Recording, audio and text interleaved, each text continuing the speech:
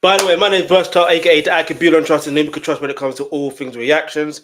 Listen, if my voice sounds a bit congested, I'm maybe under the weather in it, so get me. However, forget all that. I want you to hit the subscribe button, turn on your post notifications. Shout out to returning subscribers. You already see the title. We're on to episode 2 of Sean Combs' The Reckoning. This one is on basically Tupac and Biggie. Deep it. You know what I'm saying? Like I said, I've watched every single episode, but I haven't reacted to every single episode. So, you know, I've reacted to episode 1 now, but now we're going to react to episode 2. Hopefully, I won't be as long as I was last time. So I'm trying not to delay. So anyway, before we get into that, the title is called "What Goes Down Must Come Up." All right. Now, I say what, and it also stars. So basically, as Puffy embraces the celebrity lifestyle, he feels a dangerous rivalry with that record label, and questions linger about the situation of Tupac. But which situation? The one in 94 or the one in 96? Or both? You never know. But the fact that that is there in the description as the synopsis is incredible. It literally is incredible. So it stars obviously Diddy come obviously footage from him anyway, and then William Lassane, which is Tupac's cousin, and Mark Curry, who was signed to Bad Boys Entertainment. All right, William Lassane is Tupac's cousin, just so you know. He was in the first episode. Now we're gonna continue doing what we did last time. So I need to get my earbuds. All right, and basically I will have to watch it without I'm gonna have to watch the whole documentary, the second episode, like I did with the previous one, just to avoid the copyright situation. So shout out to everyone who's rocking with this, because at the end of the day, I have to react to this. You know what I mean? You know what I mean? I have to react to it. So yeah, let's just get straight into it. Let's see what this is saying. I mean, properly, because obviously I watched it, but I didn't really understand properly. Anyway, let's go.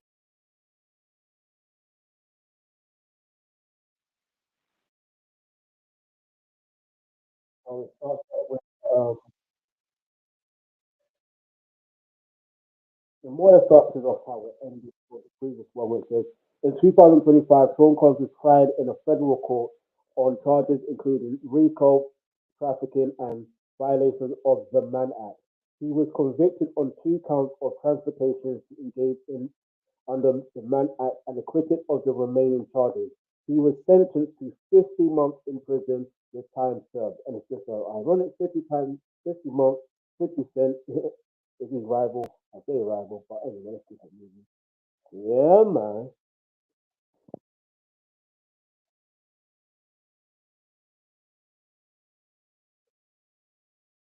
Okay, let's sing happy birthday. Let's do it. All right, so boom. Let's sing happy birthday. So it was Diddy's birthday, or Sean Combs' birthday, on the 4th of November, or a party in 1994, on the 4th of November. And one thing I do know, even before when I first watched this, when I even reacted to this now, I know that Tupac was at this event. That's one, and I know this because I saw an image of Tupac being there. Do you understand?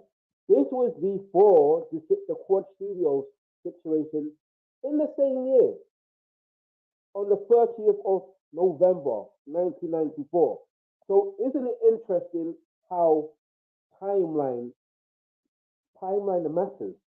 This is why this documentary so far is looking from an unbiased perspective. There's no narrative being pushed, and maybe I could be wrong. Again, I don't know it all, but I could be wrong. You know what I mean? But it just seemed like it's showing a proper timeline of situations. That's all. You know what I mean? Let's go.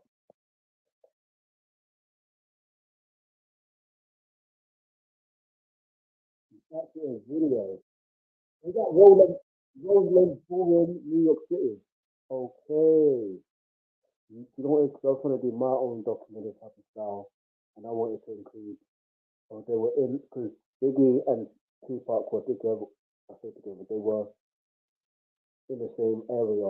They were at basically Roseland Ballroom, New York City, but it happened to be in because I was getting discrepancy between July 1994 and you know what I mean on August 1994, but in actual fact it literally was in November 1994, which makes more sense.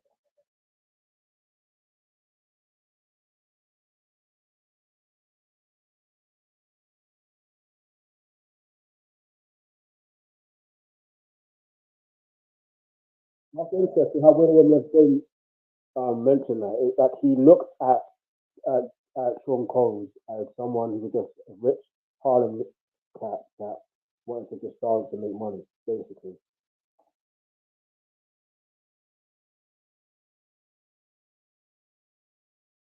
No violence in him. But anytime he turned around, there's violence. And, yeah, and violence is really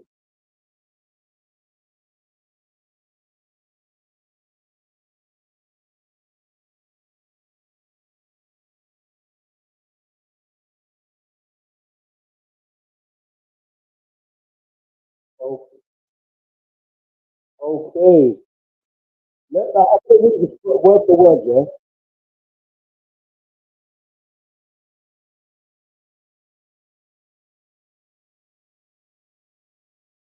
There's violence. There's violence. There's violence. There's violence. There's violence.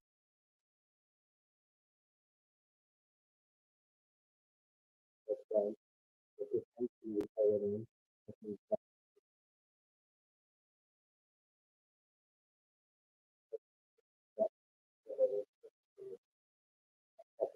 Makes sense. More things than good, yeah, makes sense. Because think about it. That Pop was very threatened by Pop. Like, think about it. Logically, yeah, what does.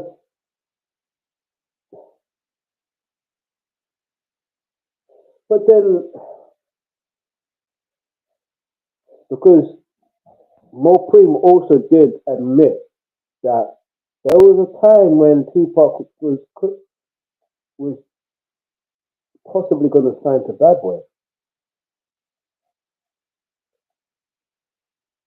And if you look at the timeline, it kind of makes sense. But if his cousin is saying, you know, mess with him like that, you know what I'm saying? Maybe it's because of the conversation Biggie was having with Tupac. Because I remember Mo Green did mention, again, this was in his interview on the Art of the Dialogue platform, that he did mention that Puff was doing him dirty. So no wonder Tupac didn't want to work with Puff. Because like, if you're doing him dirty, you're going to end up doing me dirty the same way. So let's keep moving.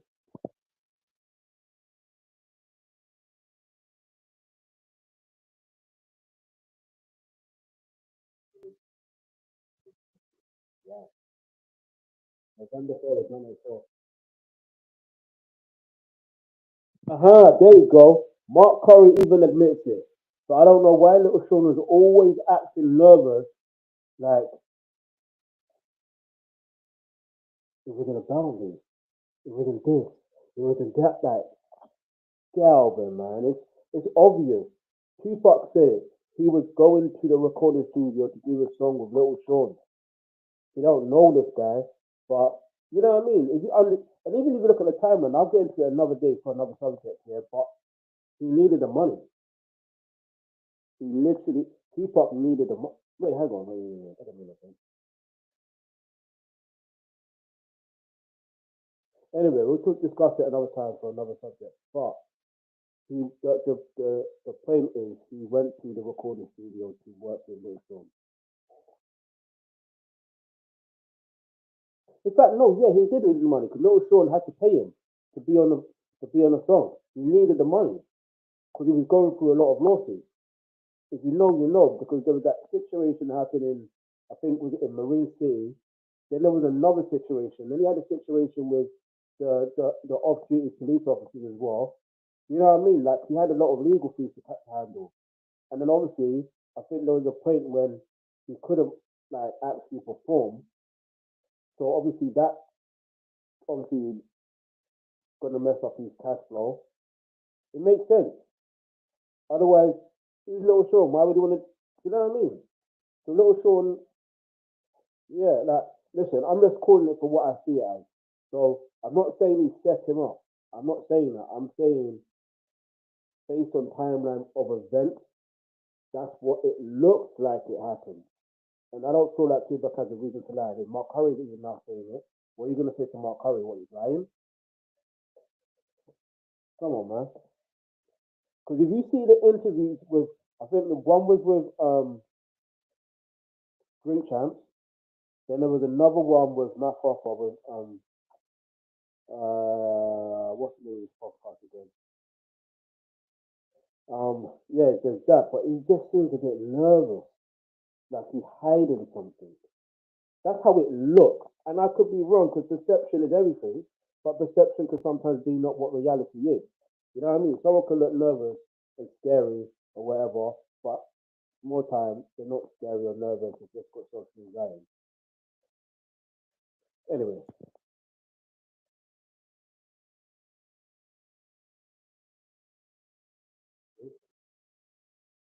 I'm gonna rewind that. Hold on.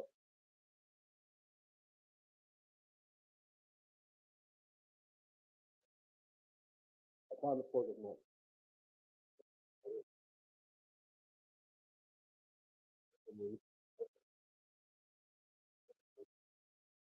Yeah. It's audio this, you know. And that's the thing. I get it. Sometimes if you're waiting on someone, and someone seems like they're delayed and they're making you wait. It's like I get it. You want to find out where they're at. That's one thing. But to keep on at this time paging them, like relax. But then I get it. Studio time. You're paying for time, and time is money, literally. So I understand it in that sense. But if you're just keep on paging the way, just if they're saying it on the way, relax. Do your verse, and then when you're done with your verse, you can go home. And then obviously when you know what I mean? Like I get it, sometimes you need that synergy when you're working with a whole together, but I don't know, man. Let's keep it real. Let's go.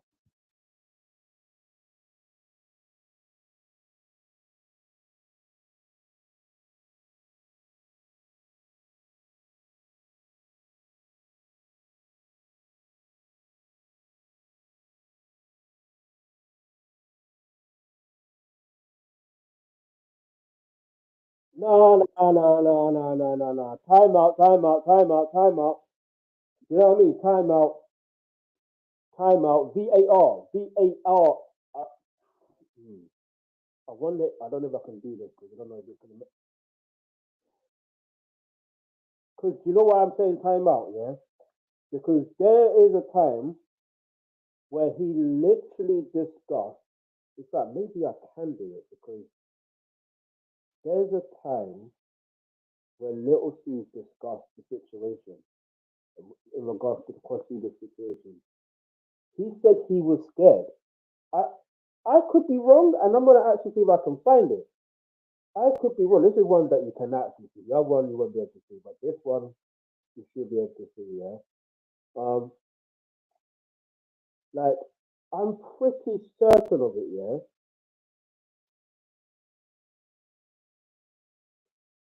I'm pretty sure certain of it. Give me a second. Um, in fact, I probably will take out the audio. Take out the. Hold on. All right. So, where do I go from here? So basically, I'll type in. What was it? Okay. So Little C's Quad Studios. Like I'm pretty certain his explanation was completely different.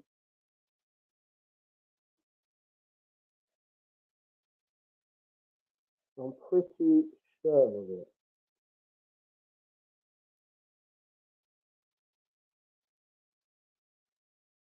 And ain't it funny? See, no Sean. Listen. Let me take off these headsets and speak the earbud first because I want you guys to hear this. I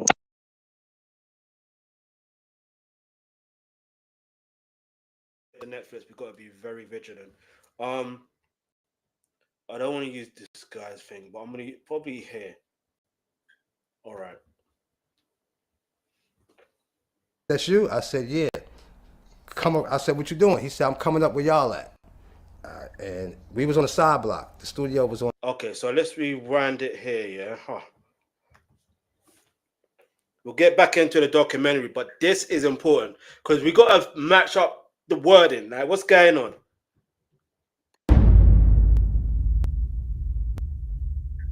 We was working on the project in the studio, first Junior Mafia session we ever had. We in the studio recording. I'm smoking a blunt on the terrace with Nino Brown. I seen Tupac walking down the block. I yelled for him because I knew him. I've been hanging out with him. I called his name. He looked up, asked who it was. I told him it was me. He was like, Lil C's, that's you? I said, yeah. I said, what you doing? He said, I'm coming up where y'all at. And we was on the side block. The studio was on the main block. So I was telling him to come to the corner and come around, and I'm going to come downstairs to come get you. I go in the room and I tell Big, yo, Big, Pac is downstairs. He was like, yo, go grab him for me. I'm going to go get him. I get in the elevator with Nino. Before I can get down there, Nino heard some pops go off before we even got downstairs. He asked me, did I hear that? I'm like, I don't hear shit. Because I just wanted to smoke weed with Tupac, because I know he had some good Cali weed. And when I got downstairs, a bunch of grown-ass men was like laid on the floor. Like, while the door was open and they laid out on the floor. I'm thinking they playing, because we would play like that sometimes. And before I could step out the elevator, two dudes came from both sides, pointed guns at me and Nino, told us to get back in the elevator. I got back in the elevator, went upstairs and told Big, yo, Big, Pac him downstairs getting robbed. Okay, to some degree, some elements of the information he's saying is, well, some parts of the story he's saying is the same thing. But on the other hand, he didn't mention he heard gunshots before.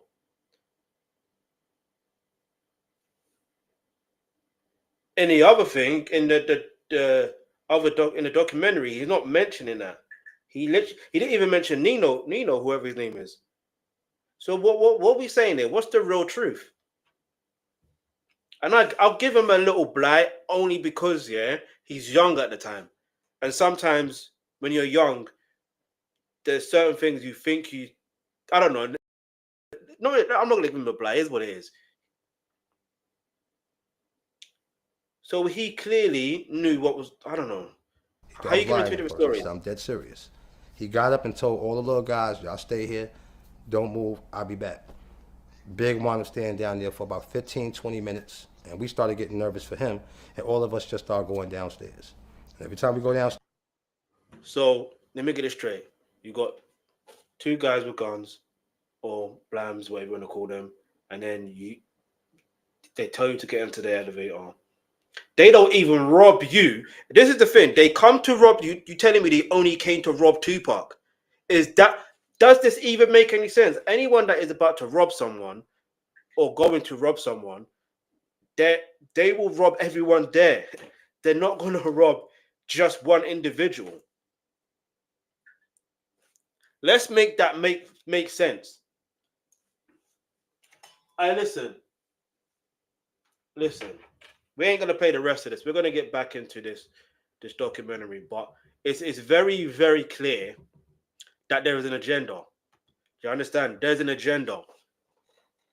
Like, if you're gonna tell the truth, tell the truth. If you're gonna tell the story all the way. Like, or not story, but if you're gonna tell the facts of the details of what happened that night, and you were there, then tell it as it is. Don't miss out any details. And if you're doing a documentary and they're asking you these questions, and they're asking you these questions, then clearly you have to put yourself in the perspective of like, listen, I want you to make sure every single detail of what I say is done correctly. And before you publish that in that documentary, I need to see the final edits, because there ain't no way you're going to make me seem like one way or the other. Like, the truth must be shown. Simple and plain. Because to me, I'm not saying they're two different stories. He didn't elaborate on what happened, nor did he even mention beforehand that he heard like gunshots happening beforehand. That's what I'm saying. But anyway, let's just get back into this documentary. Let's get back the earbuds on. I hate that I have to do it this way. I really do. I really do. It was,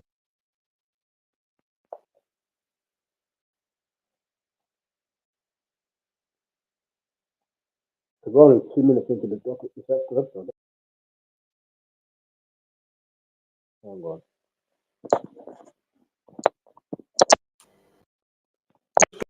I'm turning the post notifications. Listen, reacting to episode 2 of Sean Combs' The Reckoning.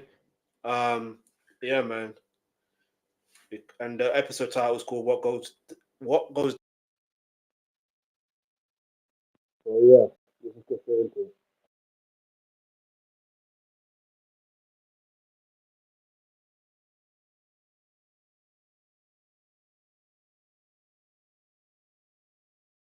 Exactly. You obviously need to have 20,000 on the election. Yeah. Awesome, sir. Right.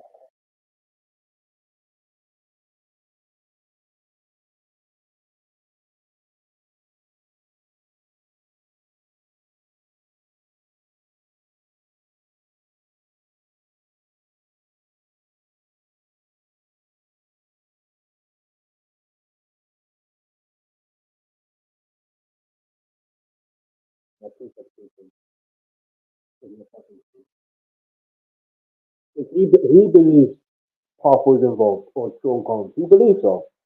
And he said, if you've seen that Vibe interview, he's like, he's not like, yeah, he's very adamant that he believes so. He's got reason to believe so. It's not like he's being disillusioned or anything like that. It logically makes sense. He's involved. That think about it. I'm going to repeat the same question again, or in similar context, right? If when it comes to robbing someone, yeah, I'm not like if you think about it, obviously movies aside, TV shows aside, whatever, but like if someone robs someone, they're clearly going to rob a group of people. Basically. I'll give you an example. Even though like I mentioned it's a TV show, yeah, Power. In the original Power series, the episode of where they were in the club crew and Ghost and also um Lorenz Tate, you know, the guy that Tupac got. Anyway, that's for another day for another subject. But anyway, with that said, he basically got. If you think about it, in that episode, basically that person was robbing everyone, everyone. Now, obviously, it was a setup, but again, even if that was a setup, and they still made it to make it seem like it wasn't a setup, guess what happened? He made him anyway. You can watch the episode in your own time, but the point I'm trying to make is robbers don't rob and leave one thing. You know what I mean? Or it's not just one thing, but they don't just rob one person.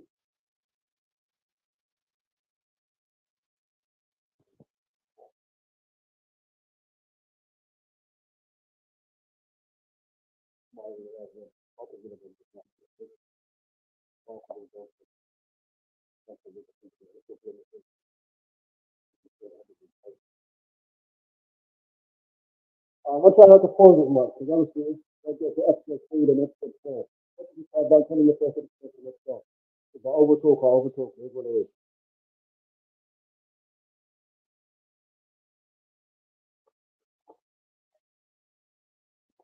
6 days before Storm comes to rest.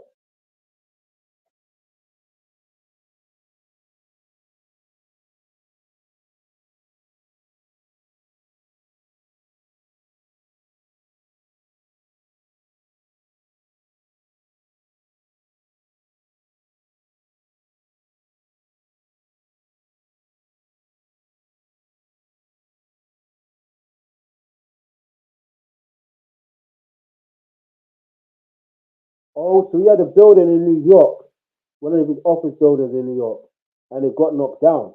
I mean, respectfully, if you no longer own the building, or you no longer rent the building, or that's that's not a stand for anything. That's literally what it is. The person who now owns the right to that land or that building has the right to do what. Well, let's just say land. They have the right to do what they want to do with that land. You get it? That's just unfortunate fact. Uh, but I say unfortunate, but you never know what comes to that. Maybe the Future House Project. You know, you know. Anyway, let's go.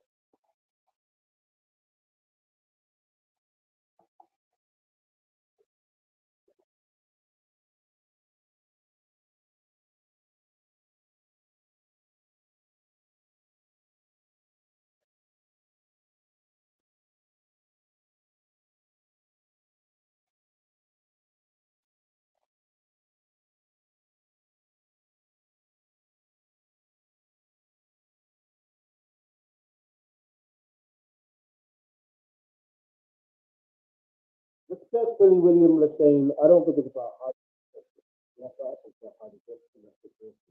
It's a case of it's more of the case of not how, but holding himself accountable for every deed, that bad deed he has done, and every evil deed he has done. Because the reality of life is you have, no matter what you've done in life, you have to live with the consequences of the decisions you make. Good, right, or otherwise. You know what I mean? Good, bad, or otherwise. You know, it's what it is. So it's not, you know what I mean? Him thinking how did, I mean, obviously, yeah, he was definitely thinking at that time how to get out of this. Even when he's in jail, he's still probably thinking how to get out of this. You know what I mean? But hey, listen, it comes a time where sometimes, some people have to sit down in jail to realize, oh, this is where they're really at in life, and deal with reality. You know what I mean? Let's go.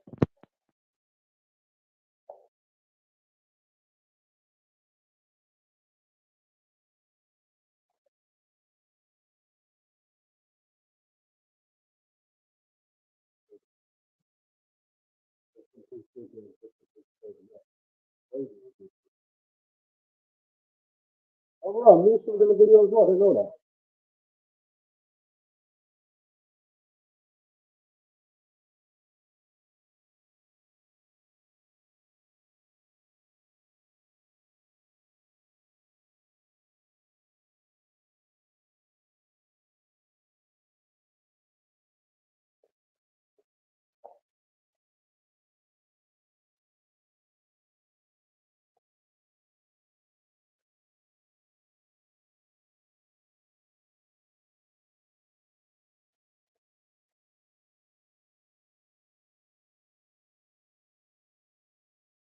So basically, Kurt Burrows just basically admitted that there's been some. Alright, so basically, I don't want to be graphic because he was very graphic, but he basically said he bought Sean Connery buzzed him in to the office, and basically a girl or not a woman or girl whatever was giving him, you know what I mean, DJ, and then basically after a while, Kurt Burrows asked him, "What did you want me for?" He said nothing. He just wanted to. Kurt Burrows believes he just wanted him to do that. Tell the real story. You know what I'm saying? Tell the real story. What really happened? Maybe that did happen, but come on, man.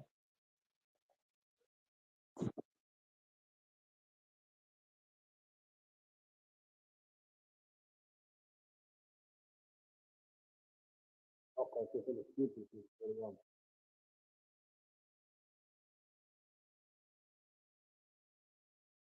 But you co-signed. How you can say he got away with these things because well, I'm not saying that but he's saying the seeds were planted because people in the industry allowed them to get away with a lot of things because they were co-signing. But by you seeing that act in the office, you also co-signed. I'm gonna call a spade a spade. I will call a spade, and you co-founded the organization as well. So let's think about it now, because you could have easily just said, "Hey, listen, none of that, none of that, none of that. If you want to do that, do it in private time, leisure, at home, hotel. You know what I mean? But in the office where we work, nah, none of that, none of that, none of that. Do you get it? But anyway,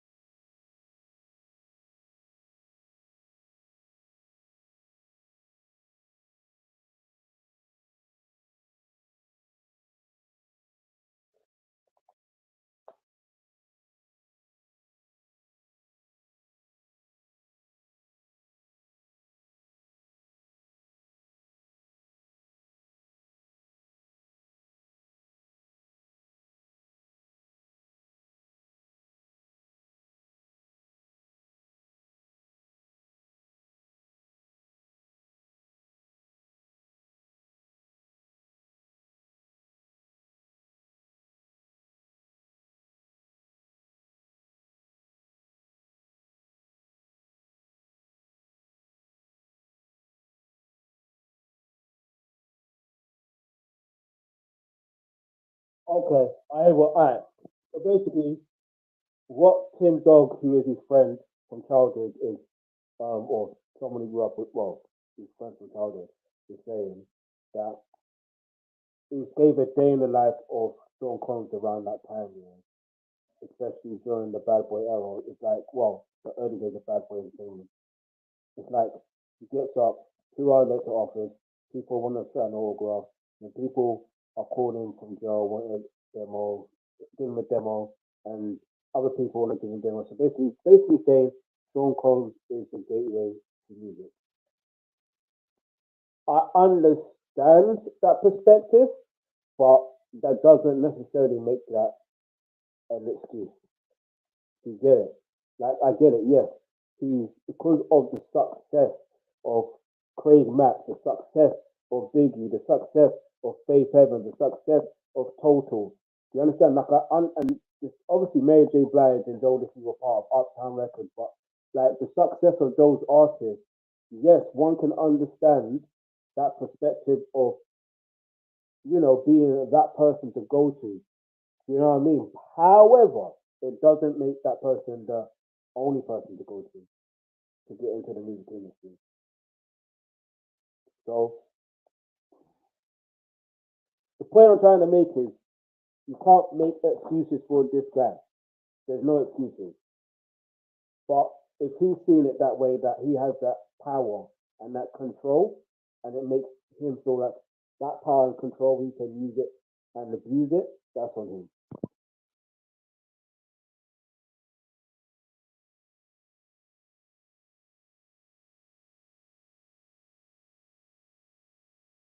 Question, leave it out to the comment section below. Let me know. And hit the subscribe button, turn on the post notifications, yeah? If you had all that power and all that money and that control, yeah, and people were coming to you for things, you know what I mean, that you're in power and control of, are you going to abuse that power, that level of power? Leave your answer in the comment section below. And it could be for any industry, by the way. Because you can see there's many managers or many CEOs or many, vice presidents or you know what I mean, many executives that have these high level roles. They don't abuse their power. Now, there's to some degree they may say things that you may not necessarily agree with work wise, but like at the same time, naturally, there's people who are not gonna abuse their power like that just because they're making more money, just because they got more connections, just because they got more of this. Personally, it's like if it needs to have good heart and good integrity and good morals, it's only going to multiply. There's a saying that your money basically exposes who you are. The more money you have, it exposes who you are. But let's keep it moving.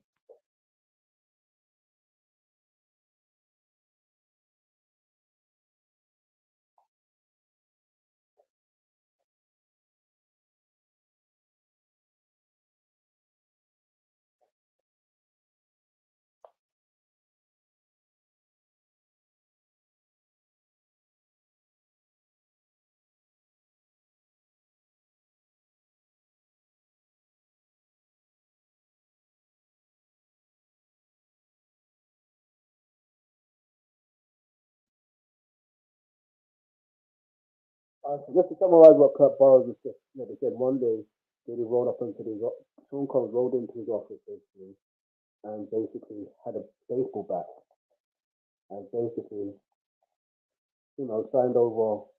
He basically wanted him to sign over his 25% of the stocks that he owns in the company. Now, mind you, remember, Sean Combs owns 75%. So what does that look like? Hostile takeover. Why? The question is why and then why now? What has he done to lead up to that point? Do you understand? Like, what has he done?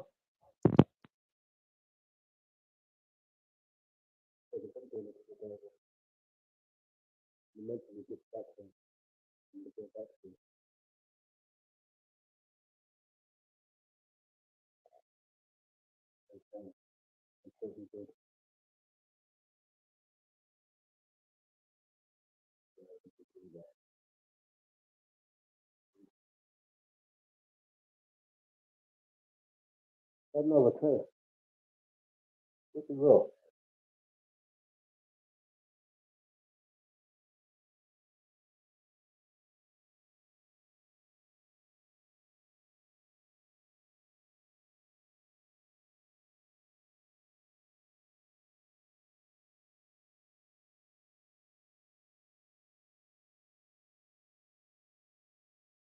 You do something to think. All right. So just in 2003, Kurt Burrows sued Sean Combs, claiming breach of contract, fraud, and other issues related to his former stake in Bad Boy. All right. Now, hear me out for a second. Charlemagne, if you're watching, pay attention. In 2003, Kurt Burrows sued Sean Combs, claiming breach of contract, fraud, and other issues related to his former stake in Bad Boy. The case was later dismissed after the court found the claims were filed too late. Not that he didn't have any grounds to stand on, but the claims were filed too late and questions over who originally owned Bad Boy Entertainment still remain. Now, here's the problem. The problem is, what do you mean claims were filed too late? Can anyone in the comment section below let me know when it comes to business, and there's a business dispute? How can you file too late? There should be no such thing. There literally should be. In fact, for anything, there should be no limit. There should be no limit. When you're ready to speak, you're ready to speak. When you're ready, you're ready. Because mentally, physically, emotionally, spiritually, financially. But anyway,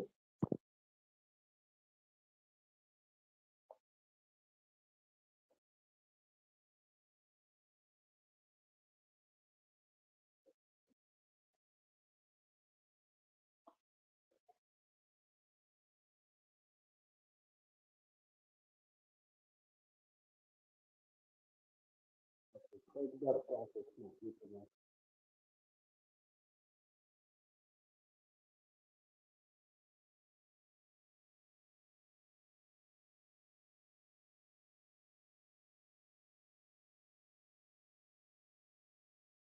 Hmm?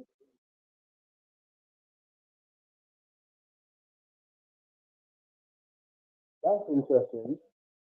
Mark Corey mentioned about about the work side of it. Is that basically where's the work coming from? But there's a lot of artists unable to explain Sean Combs' work.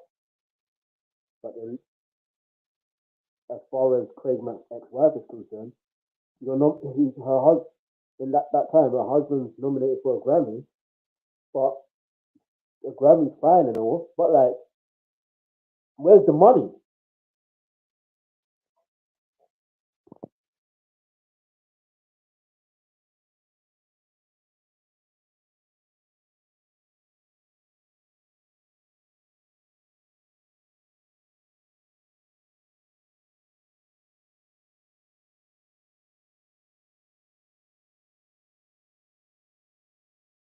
Okay, got it from Andre Royal. So basically, no, it's true. It did happen with Andre Royal because Suge Knight also had to make sure Mary J. Blige's contract was right. Like Suge Knight is just, yeah. Suge Knight, this is why they say he's a bully or this and that. Nah, he was trying to make things right.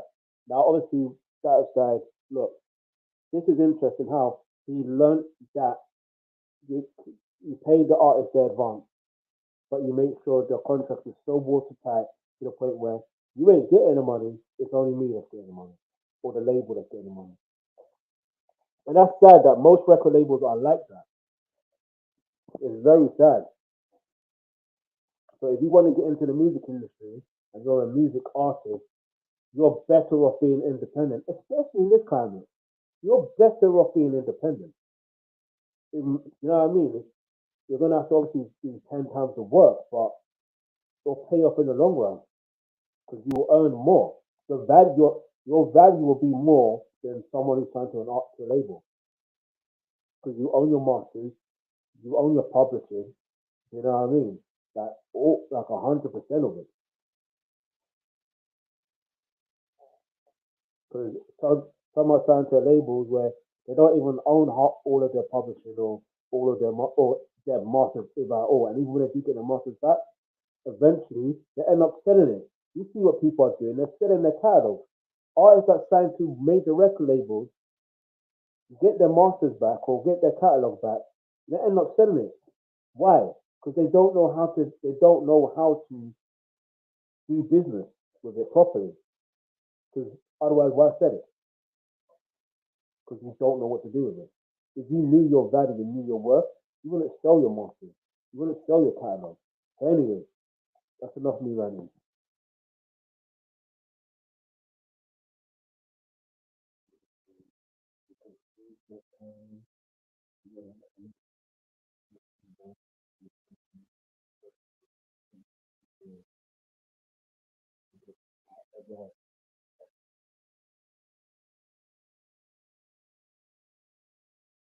Okay, you're in the studio, now you have to recruit for being in the studio. And guess what happens? Guess you're on the studio. Sean Combs. Like, it's a very sharky business. It's a sharky business.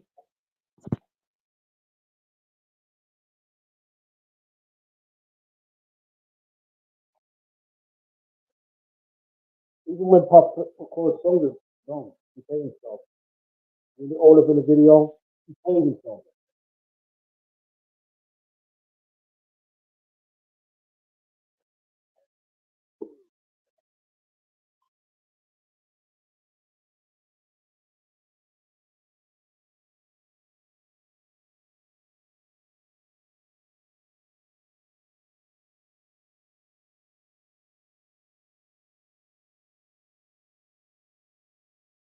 Damn. Hey, listen, that's gotta be tough. He, Craig Mack's ex-wife literally just said it got to a point where had to end up going to her father to get money to take care of the house. As a man, as a husband, that's gonna f you up mentally to the point where you're gonna have to get to a point where you have to find a way to make money. It's mad. It's mad.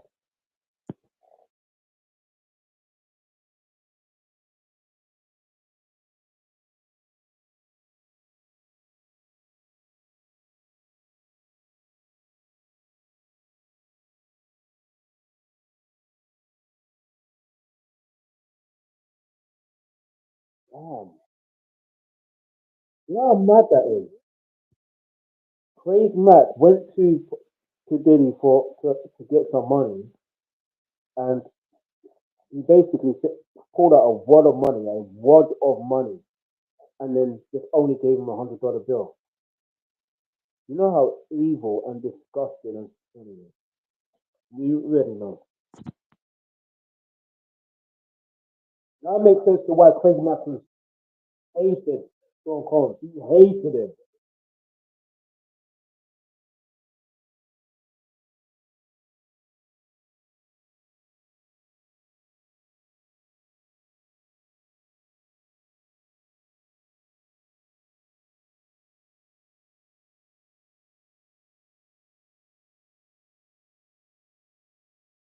Hey, Mark Curry said, and even I'll be sure even says it. But Mark Curry was asked, "Can you tell us about the skill as a rapper?"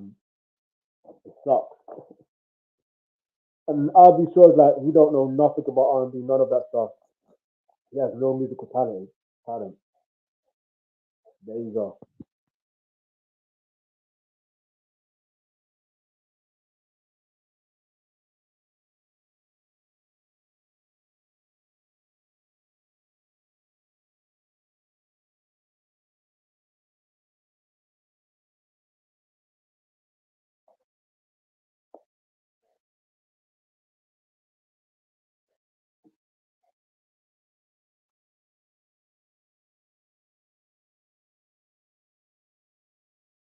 Even in this case, Matt doesn't really look as happy.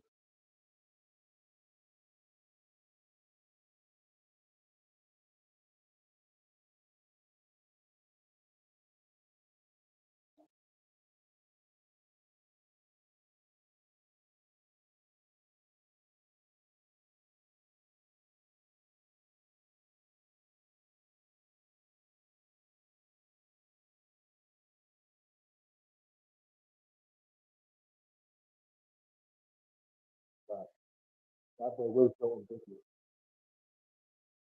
And it makes sense. I said it in episode 1. I literally said, even the name Bad Boy Entertainment or Bad Boy literally comes from Biggie. It literally comes from Biggie. It like what was that song again? I forgot the name of the song, but it's, in that song it mentions okay, yeah, give me the loot, give me the loot. I'm a bad boy. Give me the loot, give me the loot. The timeline makes sense where that will come from. It literally makes sense. And then if you look at how Sean Combs, Sean Combs is obviously you're talking about timeline. So Drake is like Sean Combs. They basically latch onto other people's talent, and you get and they monetize and find a way to monetize from that talent.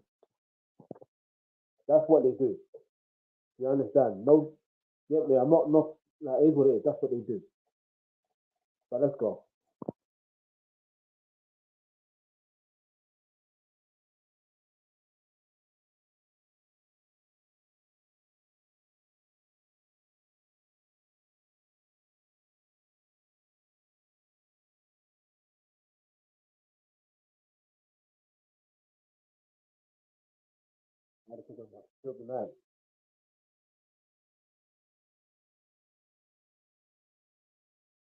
Exactly.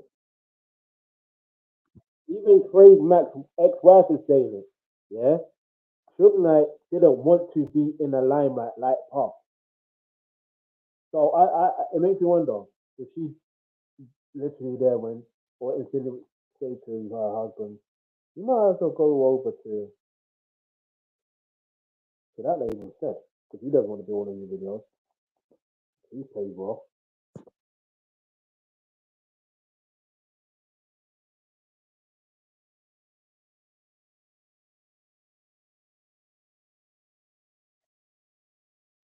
Isn't that interesting?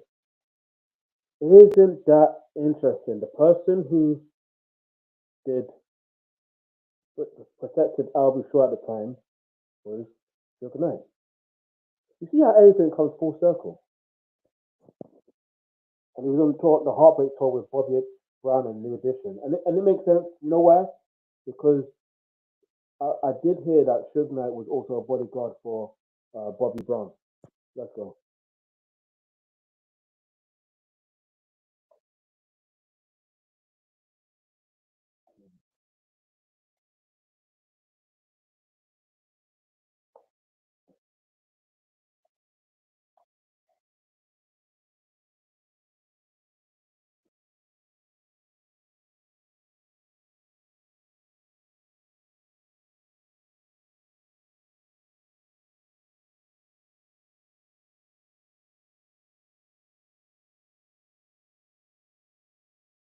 Ray obviously narrated that situation.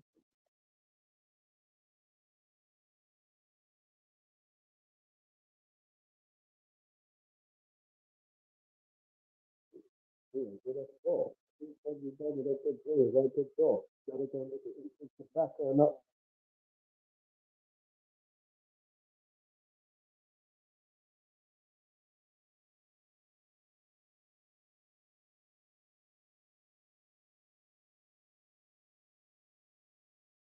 Exactly. I like how Kurt Bowers also admitted that before Bad Boy, Death Row, that record label, Sugar Knight record label was, you know what I mean? The It was that record label to go to. Let's go. Kurt Bowers admits that there was the emulator. Bad Boy. So Kurt Burrows is admitting that Sean Combs basically wanted to emulate Suge Knight's label, and like, how do you make Bad Boy equal the success of? And cool, it makes sense because if you see a label that is similar, or you want to be similar, you want to emulate the success. So that's fine. There's literally nothing wrong with that, by the way. All right, there's nothing wrong with wanting to emulate success.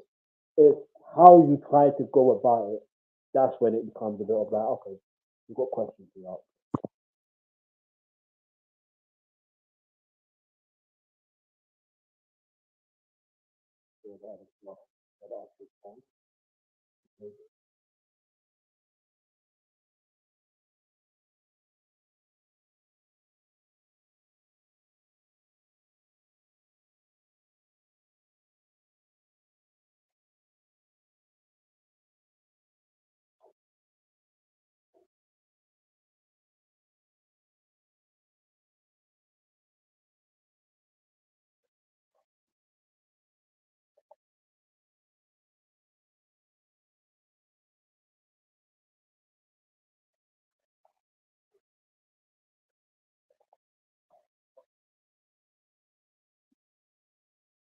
And it's interesting.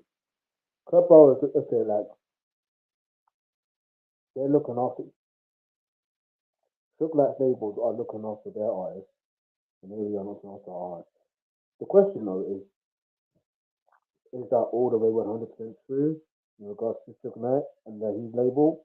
I don't know because I've heard stories, but it's like I don't know if they're all the way true. You know what I'm saying? I don't know if they're all the way true, but you know, it is what it is.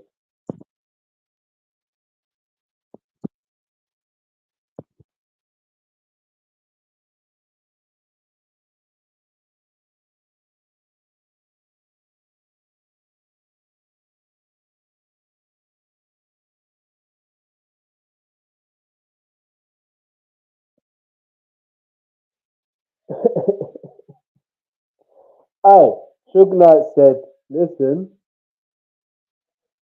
so she was there, his ex-wife. So basically, Suge Knight is saying, you know what, we're gonna open up Death Row East. We're gonna open up that label. And as we're gonna open up that label, you see that this artist is unhappy over here. You know the potential of this artist. You might as well sign him. He will be one of the first artists on the label. Because I believe also they were trying to get Eric B on that label as well. Is it Eric B or Rakim? I think it was Eric B. There was someone else. Or was it Big Daddy Kane? I can't remember who it was. There was someone else from the East Coast that they were going to sign, and they said nope. You know what I mean? Like the way like I get it, but not for me. I think it was Big Daddy Kane. I think it was Big Daddy Kane. Was it Big Daddy Kane?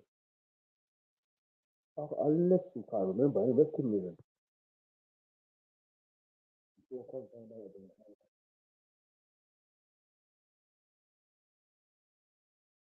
The source was I got my reaction to this. The source was so.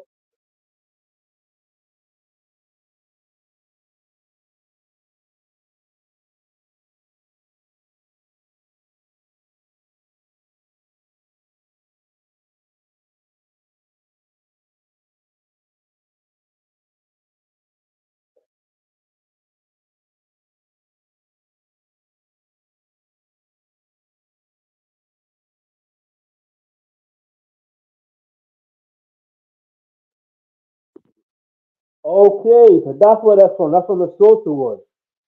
1995. Like, come on, keep the door closed. Who's banging on the doors like that? Like, Eric, you're being interviewed and it's like someone banging your trailer.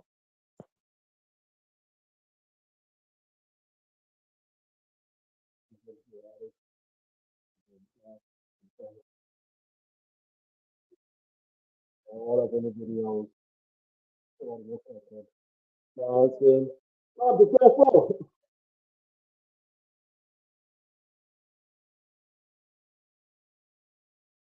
The boldness of doing that in New York. And listen, I got my reaction video to the full award so for the Source Award in 1995. So you can watch that.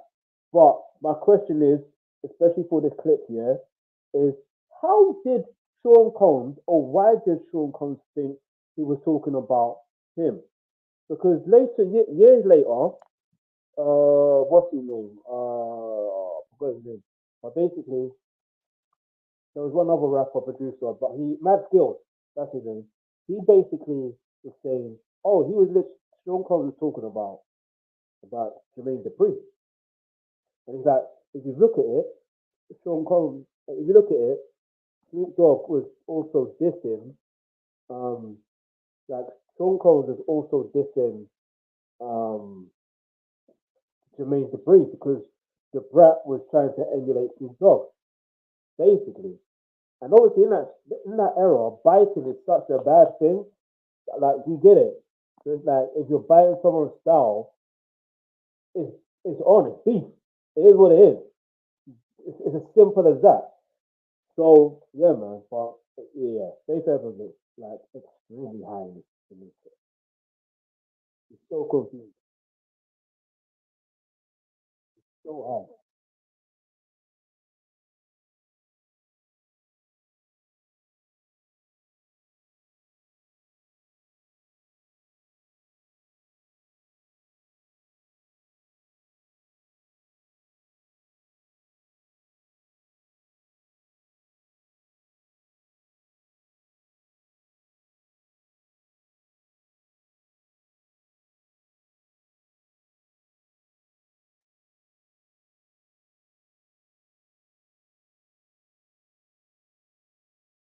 That's interesting.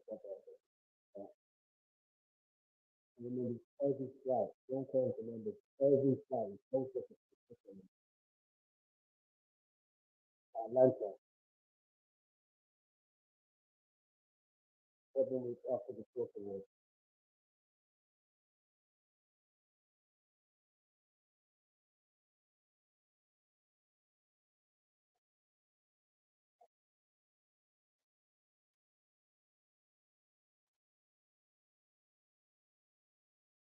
Okay.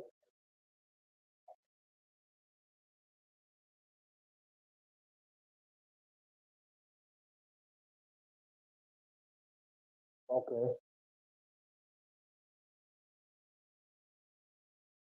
So this is interesting. Club bars are saying Sean would usually go after people's side chicks or you know what I mean.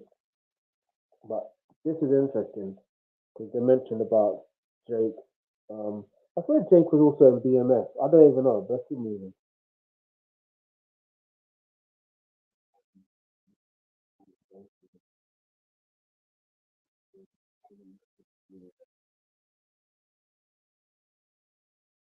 That's the question.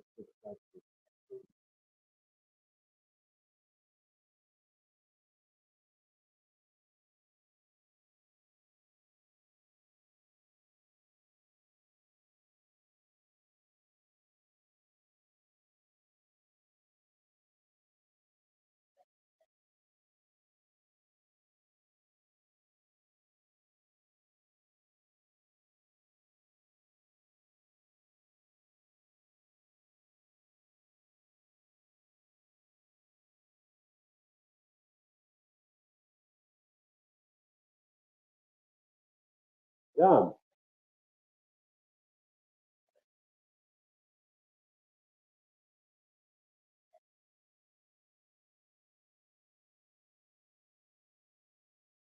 Damn. That's a good stuff.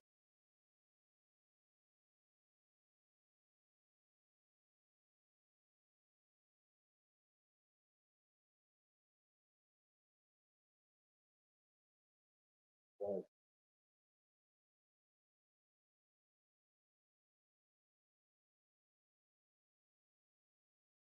Oh,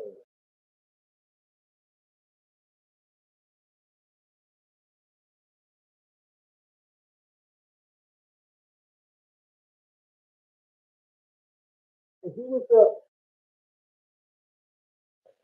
the person who made pull that trigger, was he on off to allegedly? You know what I mean? I'm not gonna say the full thing, but that the way it was narrated, that's what it made it seem like. I don't know. I need to go back on that story another time because I know Suge Knight's probably talking that. I know he probably has on our dialogue platform. So we'll get onto that another day. That's what it is.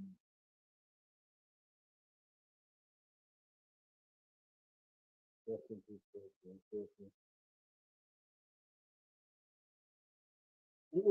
All right, Mark Curry. I hear you on the incident that happened, but that's not much like the East Coast and West Coast war. No way. No way. The reason why I'm saying that, first of all, Suge Knight already said there isn't an East Coast and West Coast beef. You know what I mean? And he also made sure he told Tupac, listen, because if you listen to that Vibe magazine interview, Tupac already said it. Suge Knight already told him, like, you know, like, I don't know, what's the word he used? It's like disciplining your little brother, like Biggie's his little brother, basically. You get it? So, and you got that side of it, and I get it.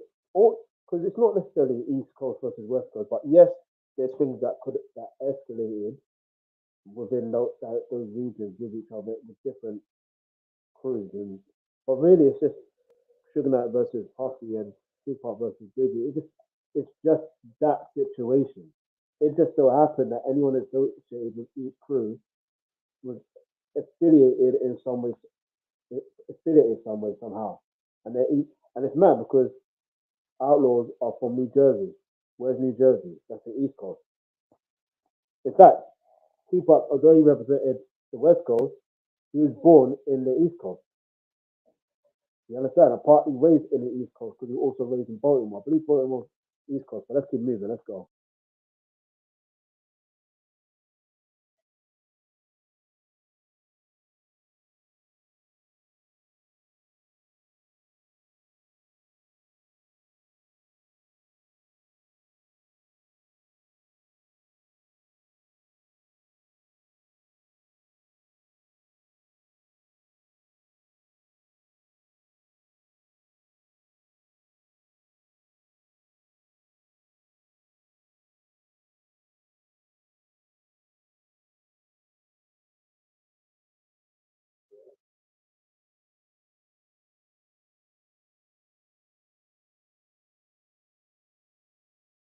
Yep,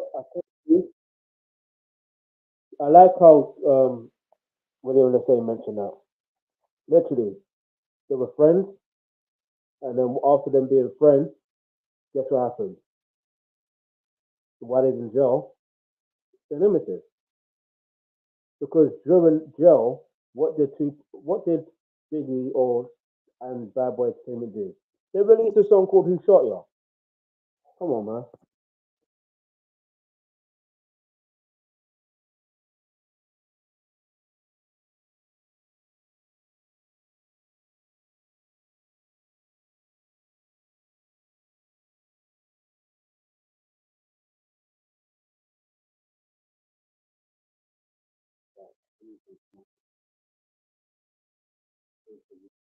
You see, like this is why I respect William and saying. It just so happened that Suge Knight had his own issues with Puff or with Sean Collins. There you go. You got two individuals who have problems with the same individual, and it just so happened Tupac needed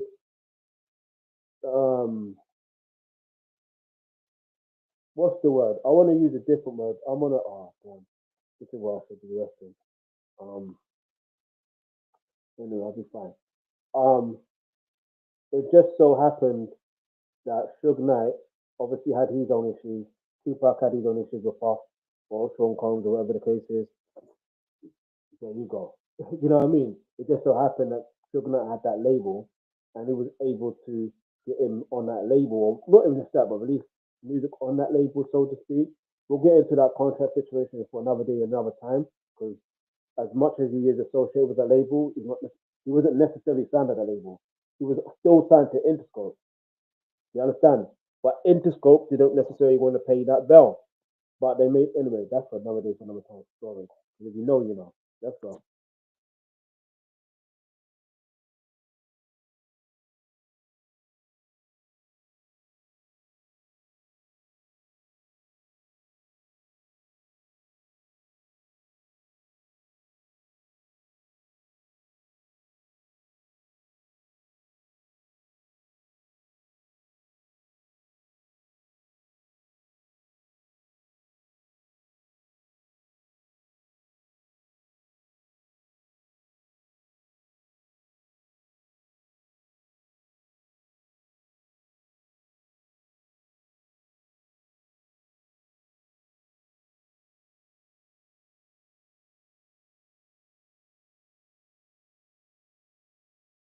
Yeah. The fact that it's all like different. Wait, what did Tupac just say? Overthrow the government?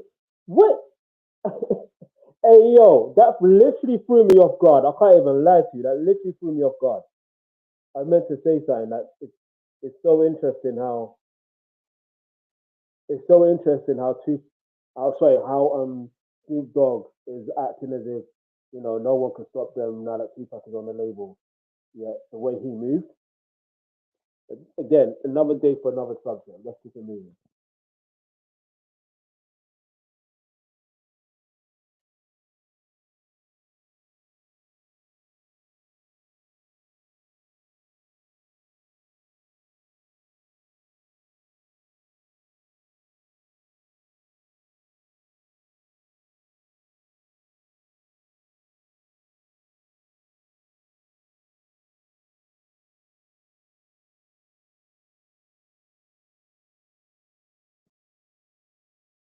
Damn, damn. There's some people say that Tupac was the lyricist. Yeah, I need you to understand something. You weren't even rapping just then, but that wording of we're coming to the East Coast, want to show people there is no fear. And then he went on to say, we're going to overthrow the government that is bad boy. You understand? That's a double. If you understand a double entendre, and he said he's going to feed the people, because he's letting people know bad boy ain't feeding his eyes. There you go. Anyway, let's keep it moving. Let's go.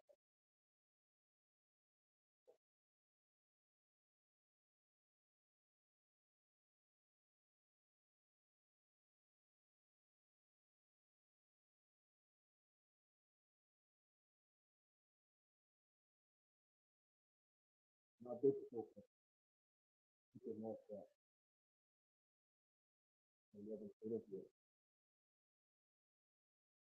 Stop the cat, Kurt Burrows. Stop the cat. Kurt Burrows, please stop the cat. That Biggie never wanted to be at anywhere too far. Maybe initially, yeah, fair enough. But from when you're allowing, and you've even admitted this, because I've heard this from when he talked about on our of the dialogue platform, he literally said out of his own mouth, obviously not verbatim, but out of his own mouth, he more or less stated that while at Bad Boy. It was Sean Combs who orchestrated the song Who Shot You to be released as the B-side record, you know what I mean? While Tupac was, you know what I mean, in his situation. Do you get it? If you look at the timeline, now you can see why Tupac would be upset. You can see why he would react the way he would react. You understand? It's only logical. Anyway, and then obviously later on, you got Tupac, you got obviously Biggie. They were also dissing, so like sneak dissing as well. Sneak dissing. Listen, not only that, even after the fact of in '96, yeah, after the situation, the failed incident in '96, you have Biggie dissing Tupac. Come on, man. Let's. Hey, listen. Here's what it is.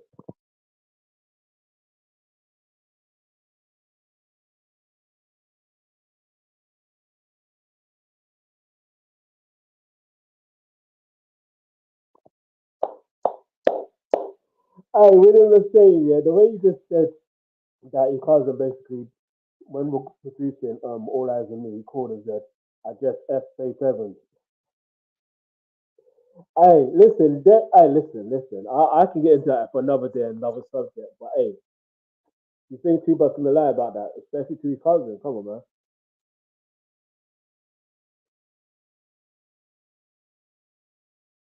And the game that I F the one.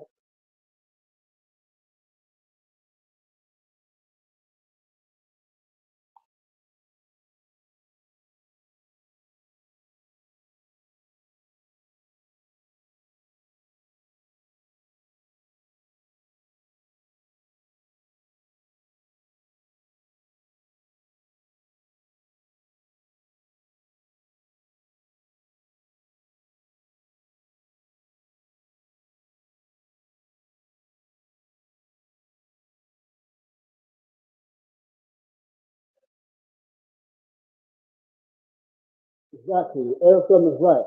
It was just Bad Boy and Death Row.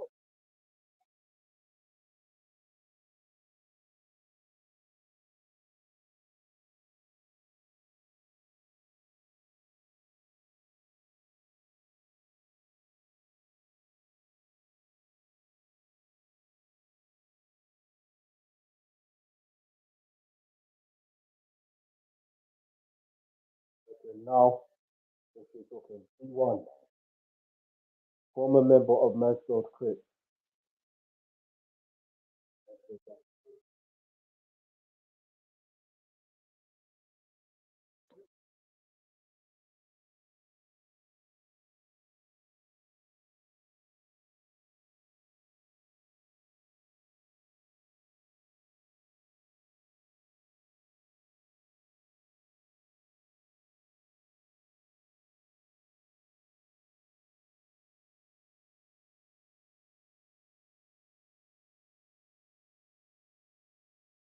Okay, so basically D1 just basically admitted because he was asked, did you provide protection for Sean Combs? And he basically said, Sean Combs was a friend. Christopher Wallace was a friend. So we gonna protect our friends. So they knew. Come on, man. And let's go.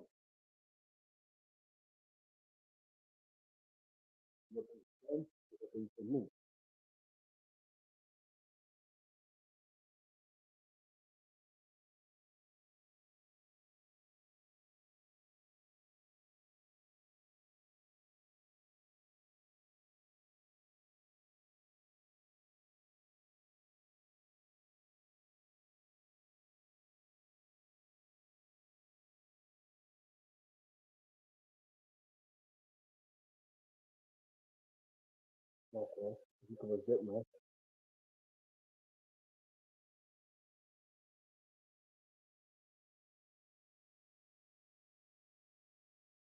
Okay, this is interesting. All right, so just just give you a brief summary. They're now talking about the situation in regards to Eric Von Zip. All right. So D1 knew of Eric Von Zip as well. But Eric Von Zip is basically associated with Sean Combs, but Sean Combs told Colt Burrows that was his uncle. And listen, if you're black, you understand. Do you know what I mean? Someone who's older than you naturally, you know what I mean? Especially if they're 2 times, 3 times older than you, that's your uncle, bro. You know what I mean? If it's like a family friend type of situation, that's naturally your uncle. You know what I'm saying? And there's certain, they may have children your age, and then they're like your cousins. If you know, you know.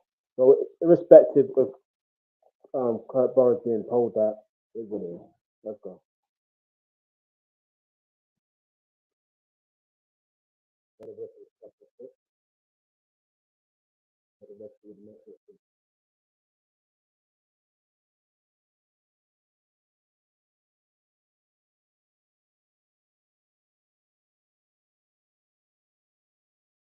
Hey, so Kurt Burrows is basically admitting, yes, basically they did hire gangs. Well, they hired Mansfield Crips and Southside Crips for protection when they go to LA because they have a problem with Suge Knight because Suge Knight is basically a blood or associated with the blood. But that literally makes no sense. You know why? Because Suge Knight never admitted that he belongs to the blood set. He may wear red. You know what I mean? It doesn't mean that he is a blood. Then you've got Snoop Dogg. You got the Dog Pound. Aren't they affiliated with the Crips? Let's make things make sense. All right then.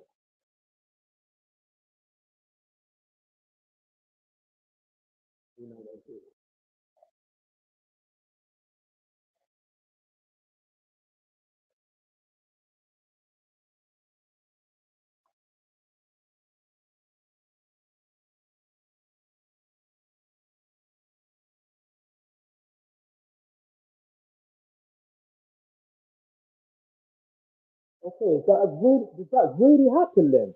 Because they're saying in two, sorry, 1996 in June, William Lessane is basically saying this. It must be true from what he's heard. But again, from what he's heard, but if there's actual paperwork to back it up, it is what it is.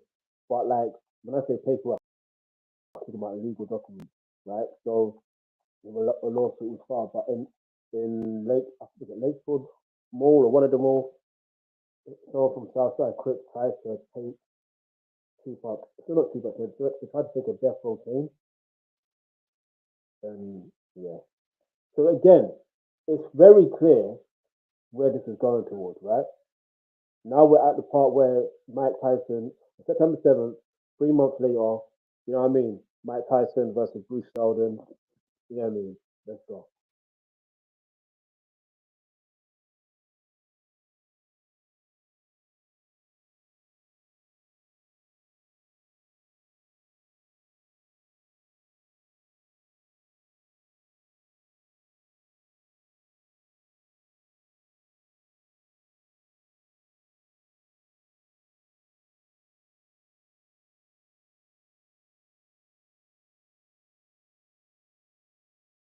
You want to fight.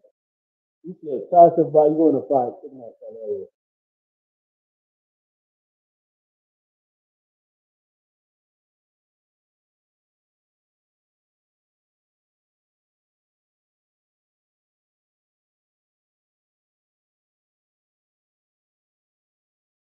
You said the guy that was with him whispered to Tupac, saying that's him. All right, so there's a name. There's a name.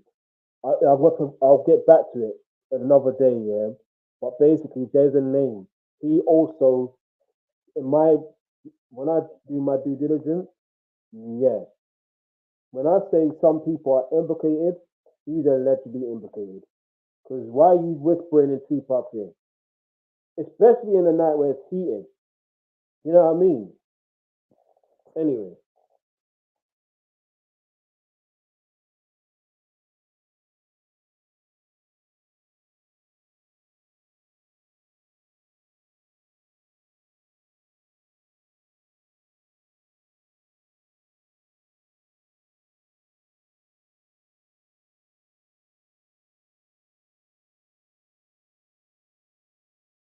The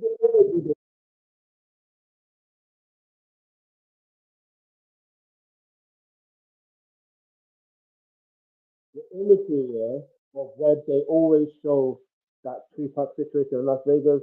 I can't be, I don't know for certain, but with it being Las Vegas, MGM, MGM, the MGM hotel, I'm pretty sure there's more. There's literally more clips out there. There's literally more clips. You know, you get it? There has to be. There has to be more. It's the same way I felt like in the episode one, I saw it, or was it also earlier this episode? I can't remember. But basically, the image of Tupac, Biggie, and well, Tupac and Sean Combs in 1994 in November. You know what I mean? Like, I knew there had to be a video, and lo and behold, there's a video clip in this episode of this documentary. So there has to be more. There has to be more. They know who did what. You need to see who really whispered in his ear. Once you got that, okay, what did that person whisper in his ear? Where is he now? Let's go.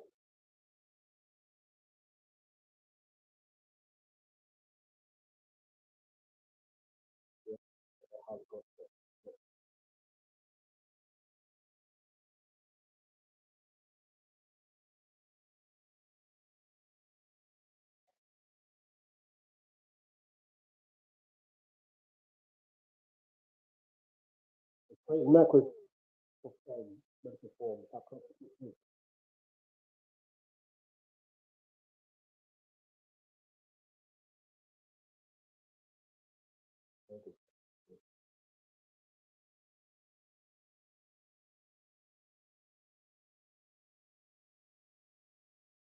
He was scared.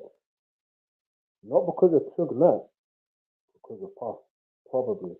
That's what his ex-wife said. And I believe her. You know why I believe her? Because if you think about it, it's like naturally, because people always want to, some people want to assume, oh, Suge Knight has something to do with Tupac getting. Listen, why would you want to be in the same car as, you know what I mean, of trying to do, you know, what, why?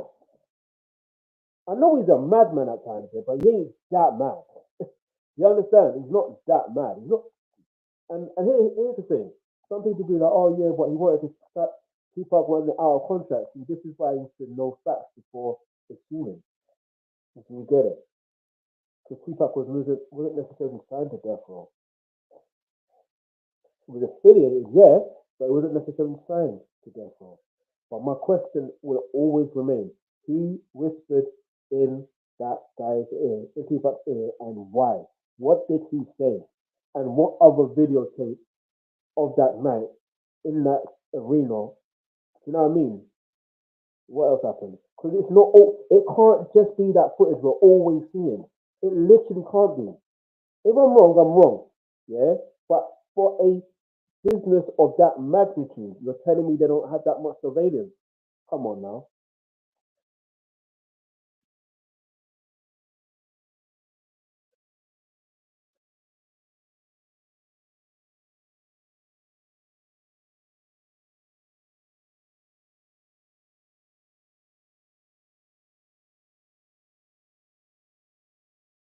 Damn, that's tough, man.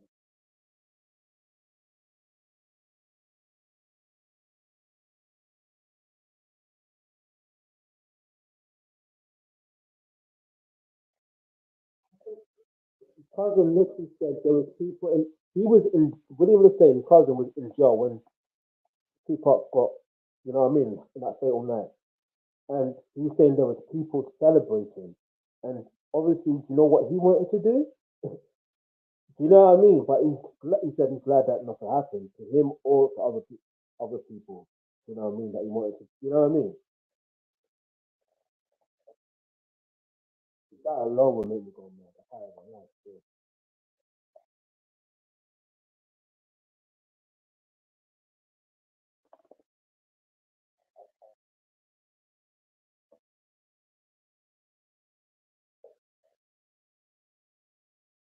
See, listen, Kurt Burrows, word for word, said, I think it.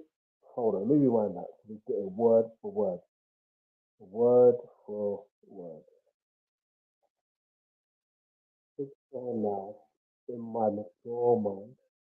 Had a lot to do with the title people. The title people. Oh, this guy. You put this guy in the documentary? Craig Clayton? Let me tell you about this geezer. Yeah, let me tell you about this geezer first and foremost. Listen, yes, he's a former LAPD detective, but he, to me, and this is just my humble opinion, and let me calm down. Him, him, I feel like he was allegedly put in the whole case in regards to not necessarily to do with Tupac, but to do with Biggie, right? Hear me out now. I know this sounds mad, but the whole point was trying to get PCD to confess, yeah, to being responsible for the situation with Biggie in '97, right? Now, hear me out. I know this sounds mad, but in that situation, you also got to remember why was that happening? Because Miss Wallace, yeah, Biggie's mom felt that the LAPD were partly responsible and she was suing them for $400 million. If memory serves me correct, that's exactly what was happening. She was suing them. And the only way that the LAPD could win that case is to make it seem like they're not involved. Do you understand what I'm saying? And the only reason why he's, listen, anyway, all I'm going to say is ever since he's been doing documentaries and talking about Tupac more, he talks about more Tupac than Biggie. How about that? And he wants to act like he resolved the case in regards to the Tupac situation. No, you didn't. No, you didn't, because you're not mentioning about Reggie Rat. I could call him Reggie Rat Jr., but Reggie Rat Jr. Not mentioning him. You know what I mean? You're not also mentioning. I mean, you're not talking about the person who Denzel Washington played in Training Day. You know what I mean? If you know, you know. Raphael Perez. If you know who that's based on, basically. You're not talking about his alleged involvement. You're not talking about Dave Mack's involvement, allegedly. You're not talking. You're not talking about all these people. Let's go.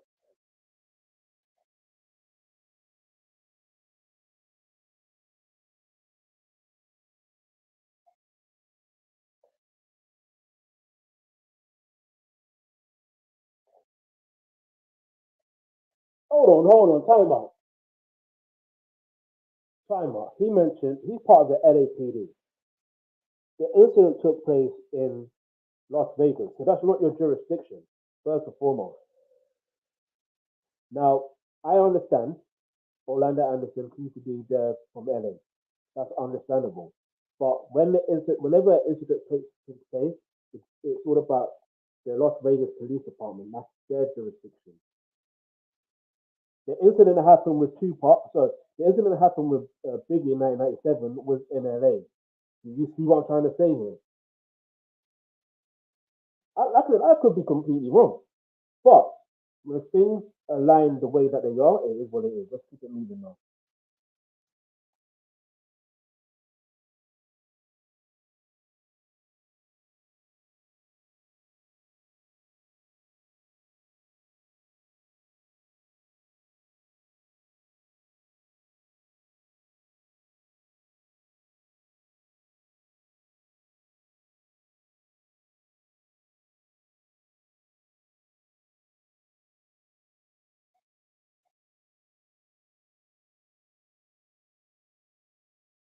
If you hear,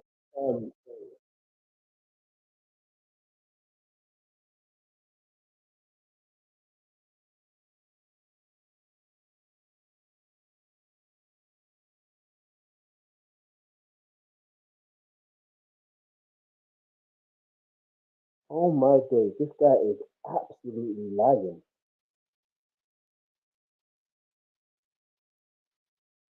This is why, yeah, it's always good to tell the truth and nothing but the truth to help you, God. The reason why, yeah, like I'm saying this, yeah, because it's like I'm listening and I'm like, yo, what is he on about? First of all, you were involved with the Biggie case. Do you understand? You made it seem like it was because of the Biggie situation. You made it seem like Keefy D situation was because of the Biggie situation because of Keefy D. But you also set up Keefy D. That's another thing I'm not saying. I'm not saying that Keefy D is innocent. No way. I'm saying they set him up. You know, listen, no, allegedly. I can get into that another day, and you know what I mean? Another day for another time. But yeah, listen, all I know is timeline.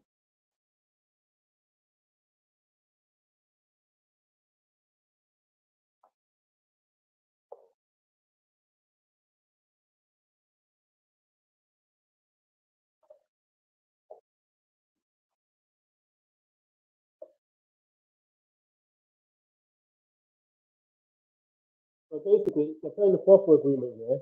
But here's the thing: I wonder if they're going to play it from start to finish. Because if you listen to it from start to finish, do you see what I'm gonna say? Anyway, all I'm gonna say is this: yeah, there's another documentary, yeah, which um, Greg Hayden is in. Well, and this is where I first found out about this proper agreement. You understand? So, and it's like all I can say is there's literally evidence of timelines. So when someone chats rubbish, you can call them out. I'm looking forward to Delray Richardson calling out Craig Hayden on this situation. I can't wait. I literally can't wait. Yeah, I think it is.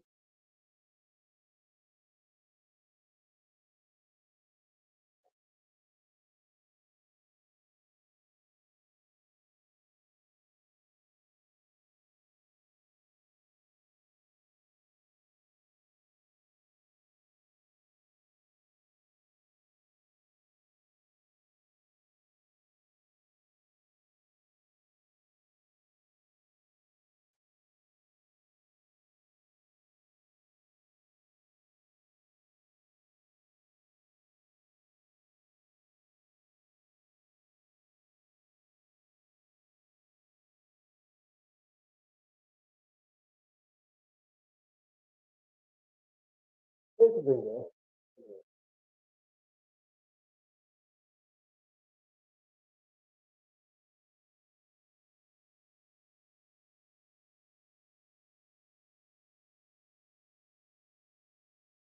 Okay, so PCB is introduced as Eric on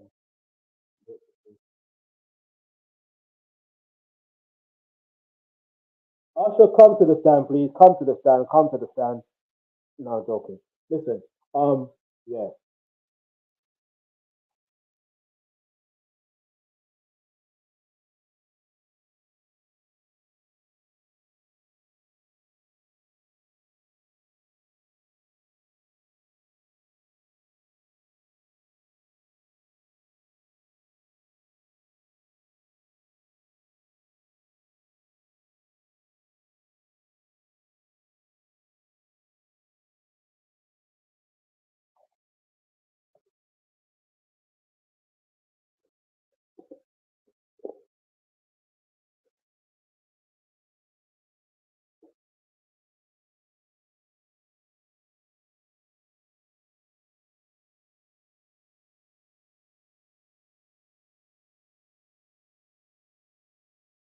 Okay, this is a very interesting situation that's happening now. What's mad is what's going on. You know what I mean? Like you got to understand. You see, when it comes down to the situation with um the connections that's happening in like after the fact, it's hard to explain. I'll try and watch this and then I'll summarize it.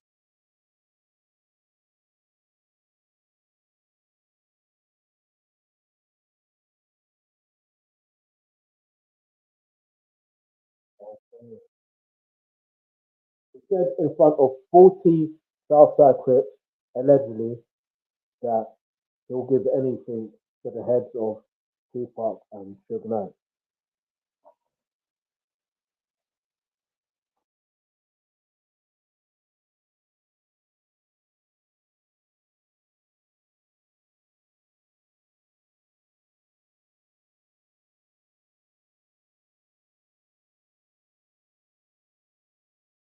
Okay, it makes sense because obviously Jake is associated with obviously Suge Knight. He's thinking that Suge Knight is going to retaliate. Basically, somehow, some way, he feels that that's what's going to happen. Don't know why he felt that way, but that's what he felt. Now, I say that to say this. I can understand the sad, twisted logic to it. I can understand it because that's how revenge unfortunately happens in certain situations, yeah? However, it take matters into your own hands. So the question is, there's more to it. Because why Tupac? Why Tupac? Suge Knight, as much I don't obviously I don't understand, I don't respect it in regards to the situation, but I'm saying you can more or less come to a conclusion and understand why Suge Knight. You get it. You can understand it. But as far as Tupac, no. Tupac, we don't understand. I don't understand at this point. Because it's like, what is the difference? Oh, what? Because he called you out and you thought, you know what I mean? He called you out because he felt like you were associated with the whole situation in '94, which, by the way, is prior to the situation that happened with Jake. So it's like, now what?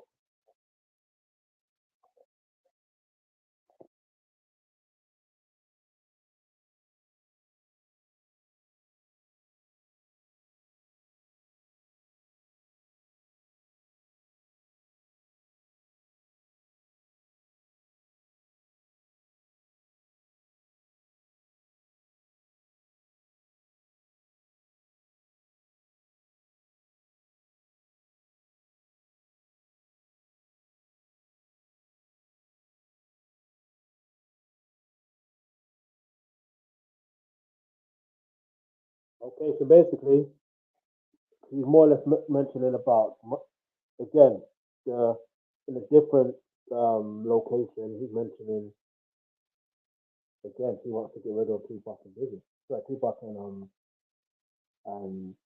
Suge Knight, allegedly. I'm using the word allegedly. Okay, after that, he literally said it's after the record Hit 'Em Up came out. Now you can understand why. There you go. Not that makes it right, but context always matters. Motive always matters. Unless they're seriously madmen, but even seriously mad people have motive. Wait a minute.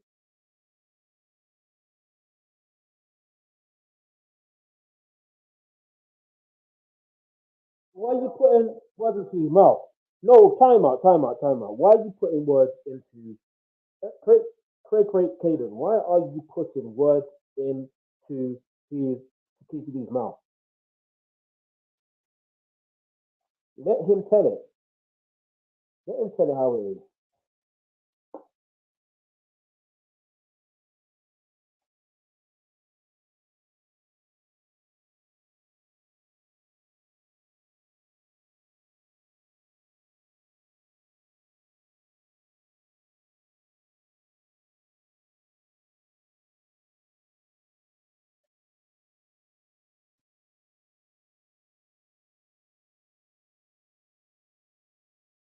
So look, all right, look, we've got a timeline. Yeah, let's look at a timeline.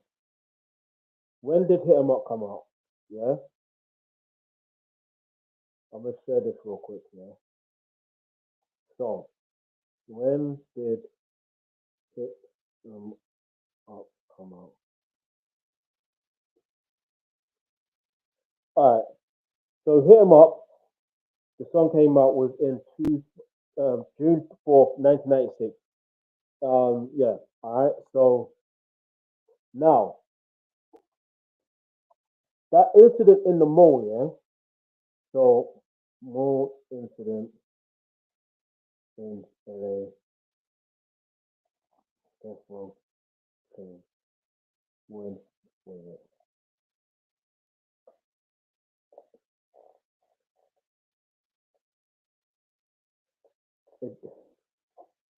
All right, so the mall incident involving the attempt theft of a chain occurred in July 1996 at Lakewood Mall. Okay, the exact day in July. Now it says July. Well, it happened in July, not June. So either way, it's literally after Hit 'Em Up. So if you look at the timeline, it clearly is a setup. Now the question is there, who whispered in Tupac's ear in 1996 in Las Vegas? While we're here, we're gonna get Trayvon Lane. That's his name. The irony, because Orlando Anderson's nickname is Baby Lane. The irony.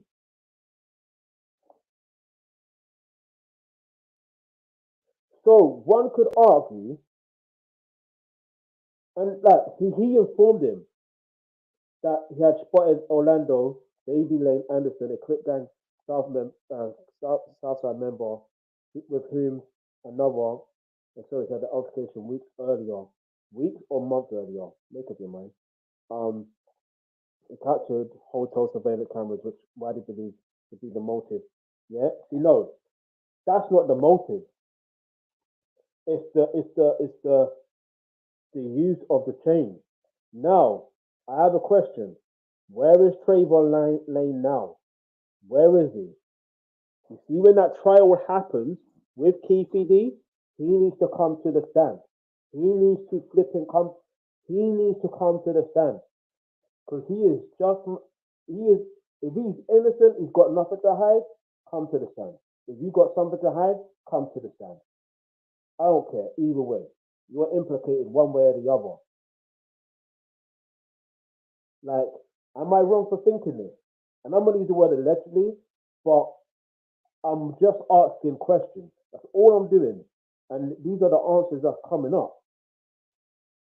You understand? If in a proffer agreement, TCB literally said the conversation in regards to Sean Combs putting literally a hit on Tupac and Suge Knight allegedly for $1 million, then the case is okay. When did it happen? Just after Hit 'Em Up came out. When did Hit 'Em Up come out? Came out in June. Yeah, in June 1996. Okay, then when did and then now you have to wonder. Okay, if you fast forward to September 1996, think that that fatal incident happened. Orlando Anderson was stomped out, but okay, why was he stomped out? He was whispered to in Tupac's ear by Trayvon Lane that was the guy. But how do you know that was the guy? So you had to be there. They're aware that they stole the chain. Okay, or tried to take the chain. When did they take the chain? It was in the mall in July.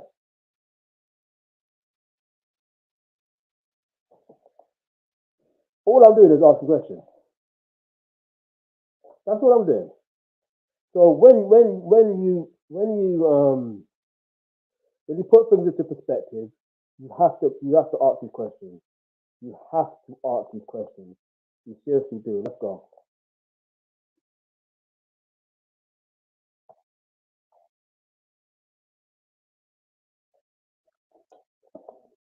If nephew gets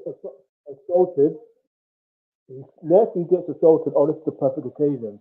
Oh, that's a blatant setup for a decoy, for a reason to be like, oh, now we got a reason to do what we want to do to Tupac and Suge Knight. No, you lot knew what was happening.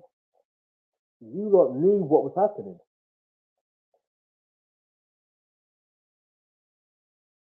Like Trayvon Lane, come to the table.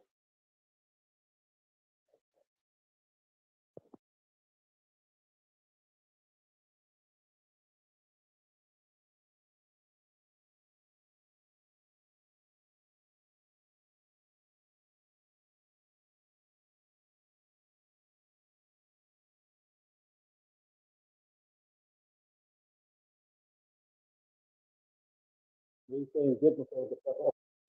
No, because you kind of open to make it look like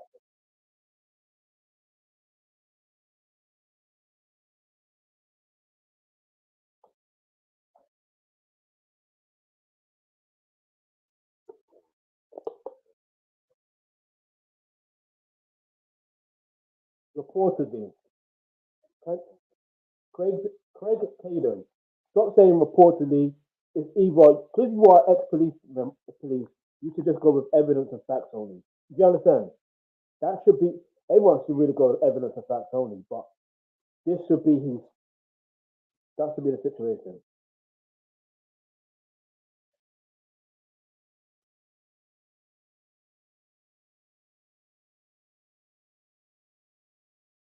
Okay, Kurt Burrows.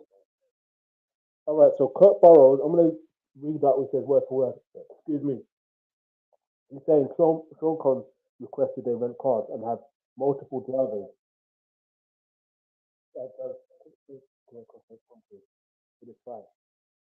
I then my daddy. They expect it to happen. They're driving.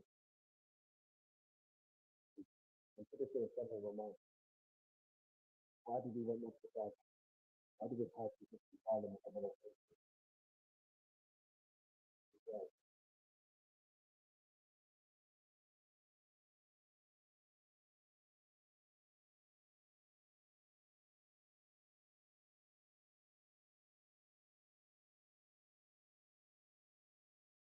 And then it's now again.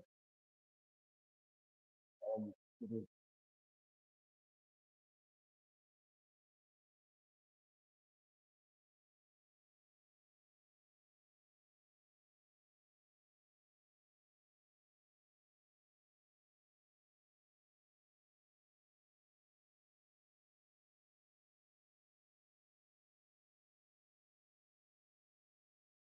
And these police officers, where are they? Because they're the ones. Because basically, the police officers pulled over Suge Knight and Tupac. Well, let's say Suge Knight because Suge Knight's driving because they were blaring the music too loud. I'm not gonna say they're implicated, but I have questions. That's what I'm doing. I have questions because how many people did they stop that was blaring music? Is it against the law to blare music?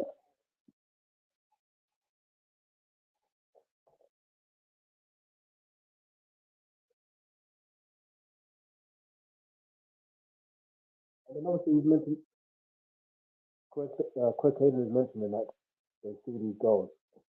Again, I'm not saying these girls are implicated in any way, shape, or form, but I still have questions. And obviously there's a police interview with these eyewitnesses there. Now my question becomes, where are they now and will they take the stand for Keith D's trial? That's all I want to know.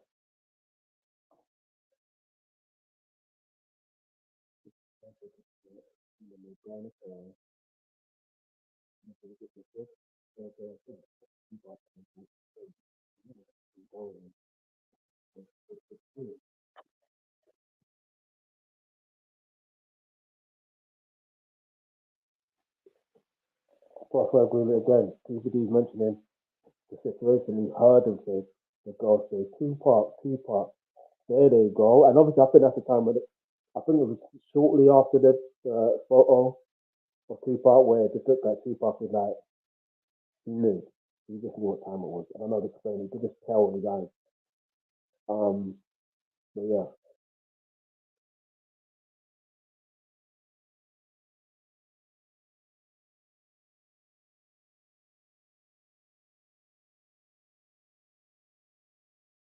said he gave himself away because he's basically saying that you see how he so basically the way TCB just did that was he's not blaming the girls because of them mentioning Tupac's name. If they're saying Tupac gave himself away, otherwise he would have got away. But that doesn't make any sense. You know why? You have to understand again. Tupac is not silly. Tupac is Tupac. So naturally, if someone's going to notice him, they're going to scream his name. That's what's naturally going to happen, right? That's because who he was at that time. They're going to scream his name naturally. You know what I mean? Naturally. So I don't know what he's talking about. Like he would have gone away. No. Again, I'm not silly in it. You know what I mean? All I want to say is this: everything happens. Everything that happens for a reason. I'm not saying they're implicated in any way, shape, or form, but all I'm gonna say is the way the cards are played out.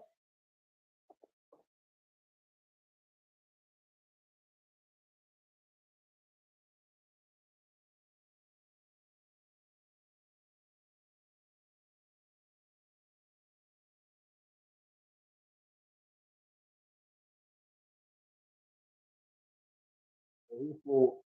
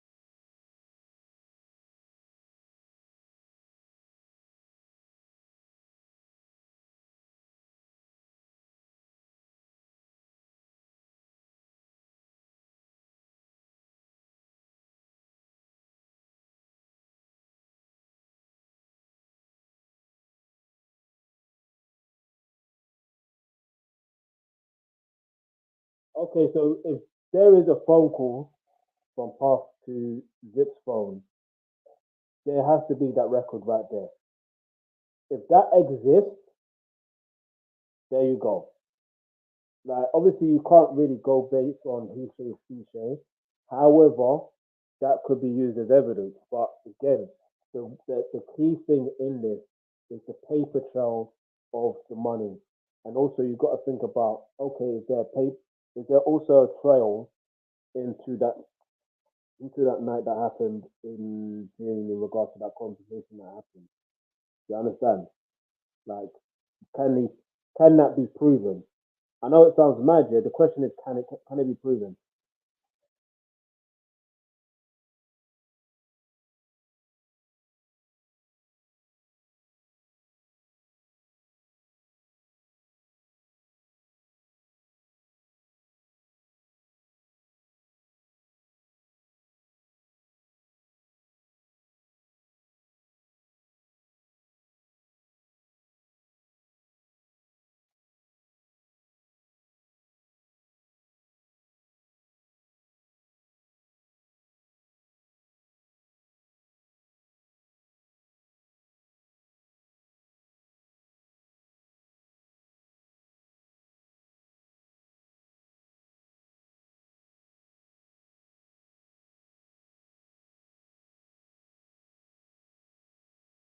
Okay, not D-Mac from obviously Power Book Force, not that D-Mac.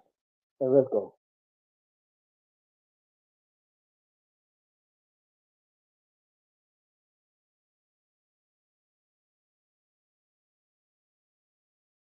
Okay, so if Craig Caden is saying D-Mac, again, not from Power Book Force, but from Mansfield Quick, if he's still alive, he needs to be able to testify in court as well and CBD case. Clearly, right? Clearly.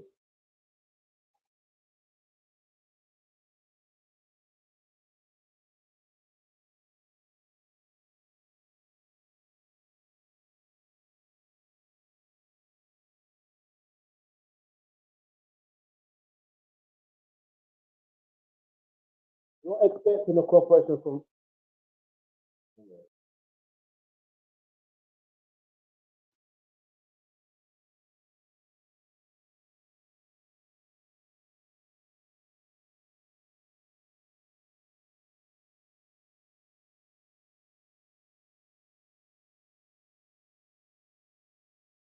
No, no. I get what Craig Caden is saying that there's only two men left standing that could be accountable for Tupac and you know what I mean situation. That face, but no, that that's not how it should work, and you have to look at it like a puzzle because it really is a puzzle.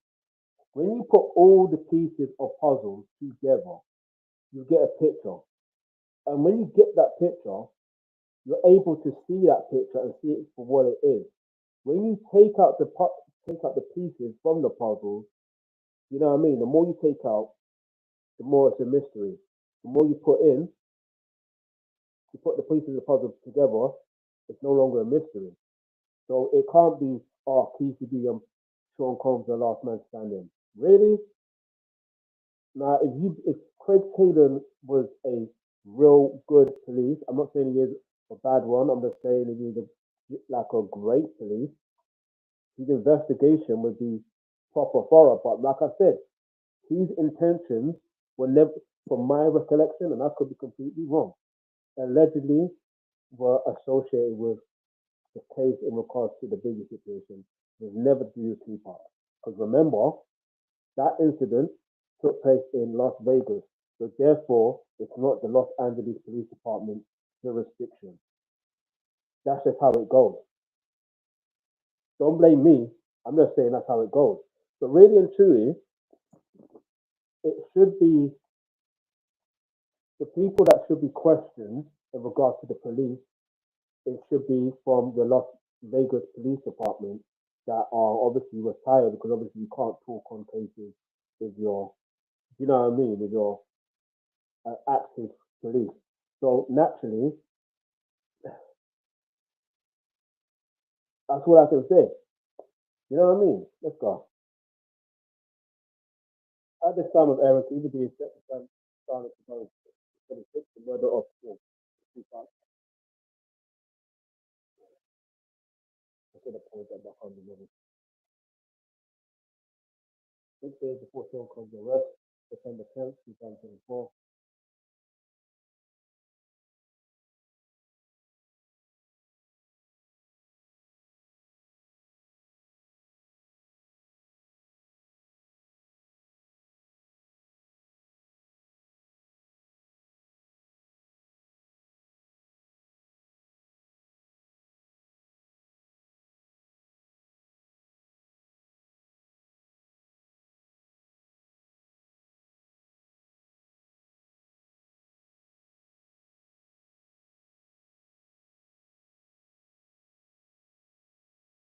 Look at Diddy's son.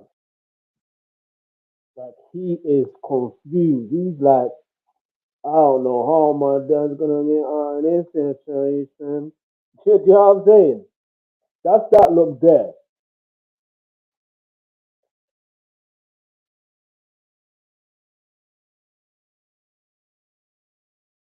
Okay. I think that was that Mark Curry? He's saying, you remember they were in the studio and they're making a thing called Muscle Game, yeah? And it features Black Rob and Mark Curry.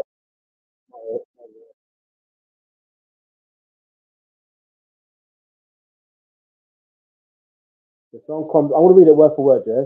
The song will come in the pocket. 999.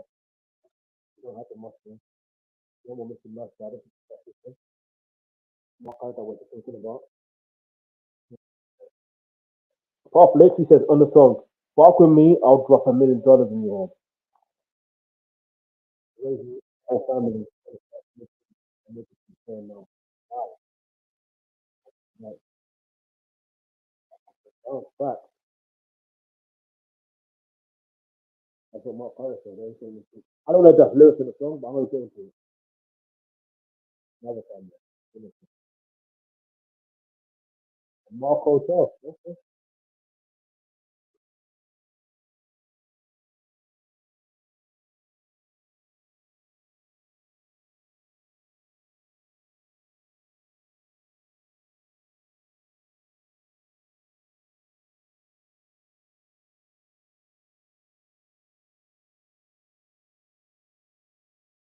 Give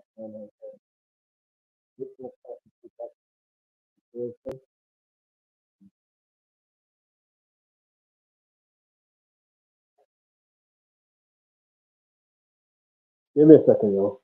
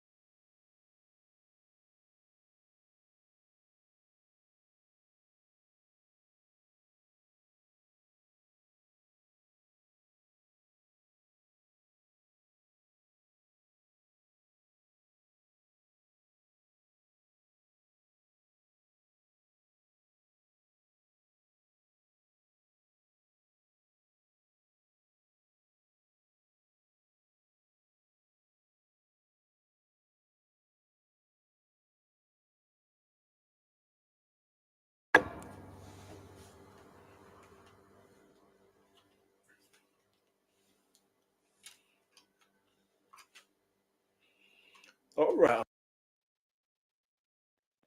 Alright, so where we were, Biggie going to LA because of Tupac. Sorry, not because of Tupac, because of Diddy. Yeah, man.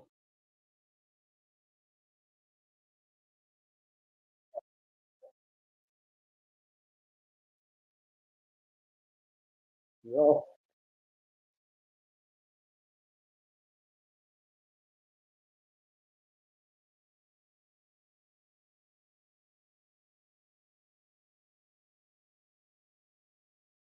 they won that from LA. They won that from LA.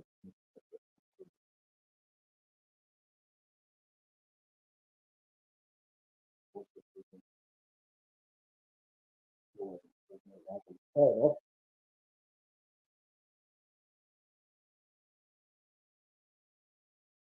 Biggie didn't want to go. But Biggie fought into it. Don't go to Biggie. Wasn't the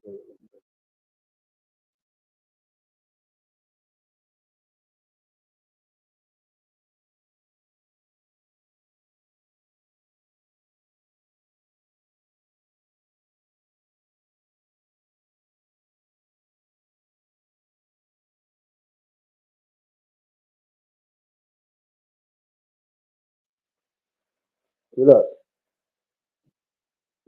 Biggie is meant to be in London afterwards to do a press junket. And you know what's mad? It's like Richard Blackwood was one of the people that was supposed to interview.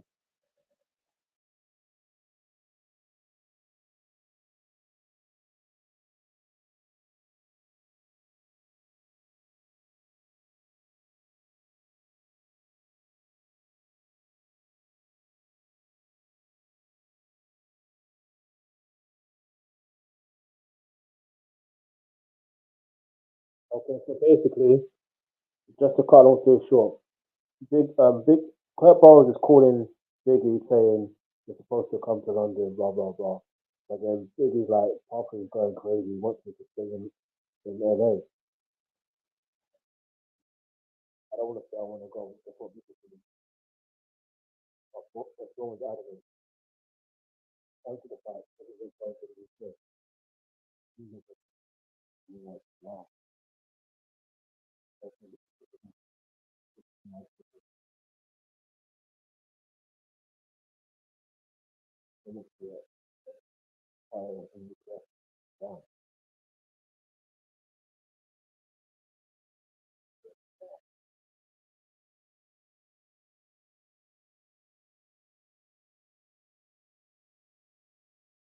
Damn, damn. Biggie really said he was paranoid.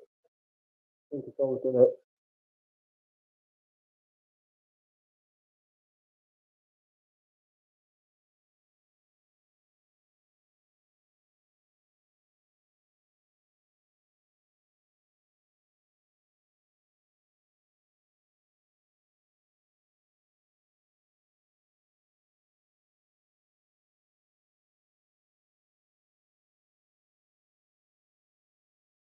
warn by his own people.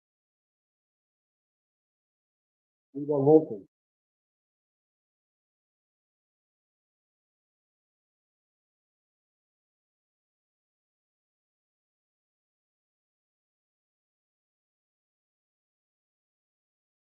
I don't think it's gonna take another business.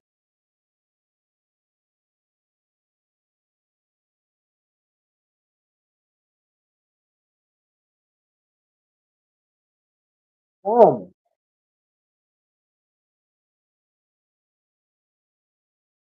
there literally is footage of hearing of the situation that transpired. Wow, that's actually scary. And knowing what came of that, that's genuinely, genuinely scary. And the fact that they're saying that's big in them. How do you know it's big in them? That's what I want to know. How do you know? Like, how do you know? Why do you know?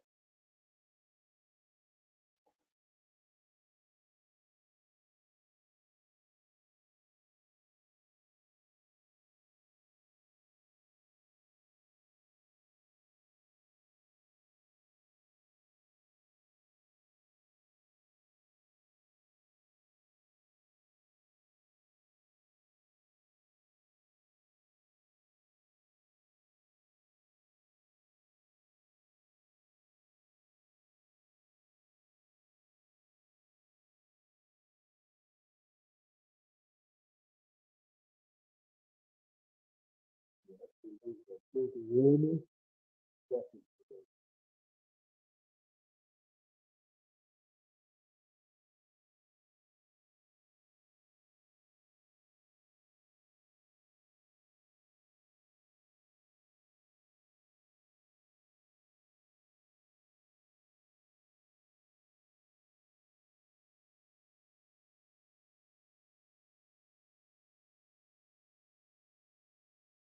No one got touched on this for weeks.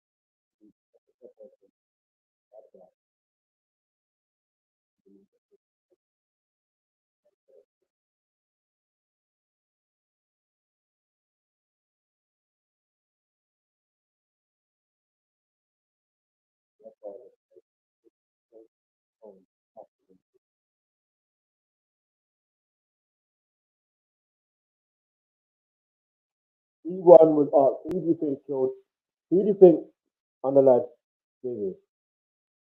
He's like, you could tell in his face, he thought like it was a bit like Sean Combs. Well, from my perspective, allegedly, it looked like he wanted to kill Sean Combs, but he said, you know what? Next question. Because otherwise, why are you doing this documentary? If you are really, you know what I mean, proper cool with Sean Combs till this day. I'm just saying.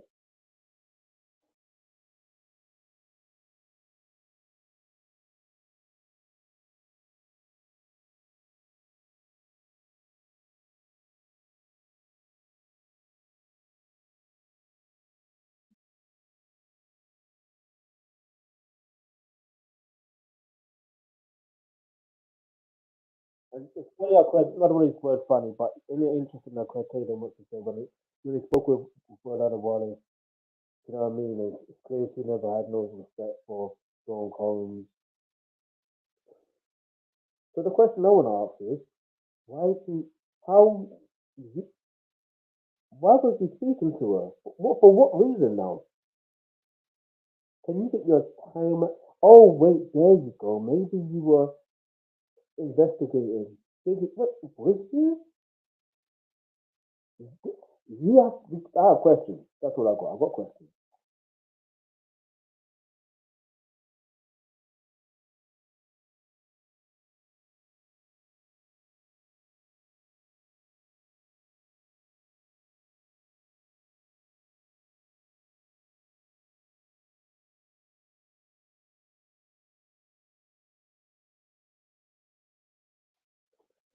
So Craig Tatum basically said, if you make inroads to Biggie's situation, yep, then you make lead roads into Tupac's situation, which leads to potentially Sean Combs. This is a former police talking. Now, if either you've done your due diligence and you investigated thoroughly to know the piece of information, or you're just playing guesswork, you're just doing guesswork. It's one or the other. And if it is the case that you've done your due diligence and you've done your thorough investigation, my question now remains, okay, yeah, you may have questioned him and other people affiliated and they were uncooperative, but that's besides the point. Some people are going to be uncooperative. It's your job to ensure that all the information, you have the facts, you have evidence. You don't just go based on words of what people are saying. You go based on evidence. And you cannot tell me that the evidence does not exist, because they do exist. But Craig Tatum needs to make up his mind. Or he's literally just doing what some culture vultures do. That's on realizing, okay, let me do this. It was allegedly latching on to these names, knowing that if he talks about in Biggie documentary, he can get paid. Obviously, Netflix has said, or who was it? I forgot who it was. They said no one in this situation is paid for this documentary. You understand? But they still get paid for speaking engagements, regardless, allegedly. So anyway, let's go.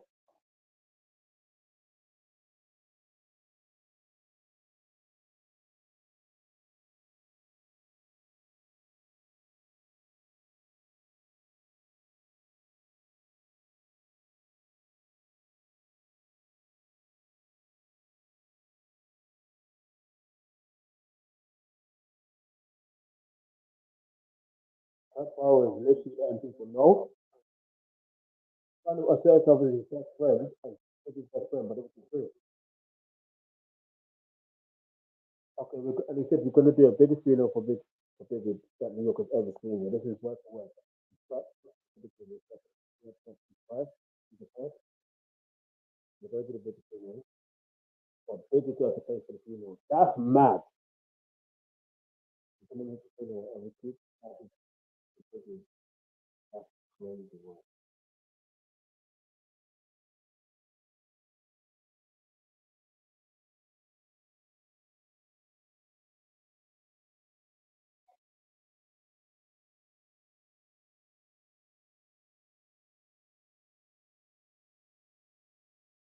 Of course, because if he told the world that Biggie's going to pay for it, he will look like a villain that he is. A disgusting, vile piece of, I can't even call him a human.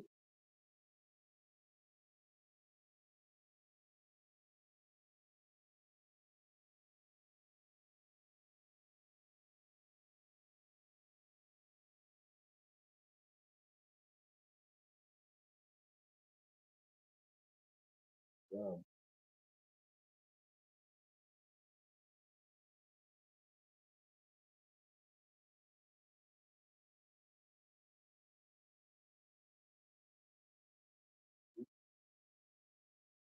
He's one of the people you thought that you trusted for a long time, but yet you hustled him to, you know what I mean? If he was supposed to be in London, then you make sure that if he is your genuine friend, you gift him to London. If you know there's a situation that could go down in LA, and you still obviously got to do the LA circuit in regards to the award shows, fair enough.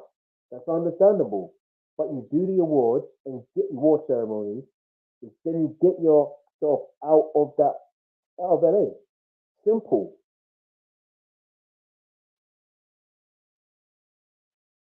But now you insisted for Biggie to go to LA, to stay in LA. Anyway, I'll keep it moving. People have a lot of friends, you know. Of course, you said I don't think I make a really good friend. Of course, you should admit that too. I make a lot of good, I make a good friend.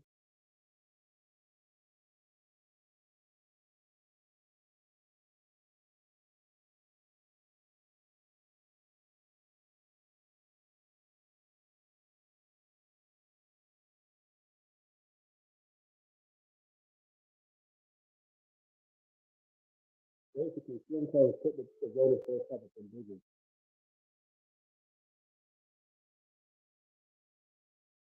Biggie would make us his friend. This is what Club Bars is saying.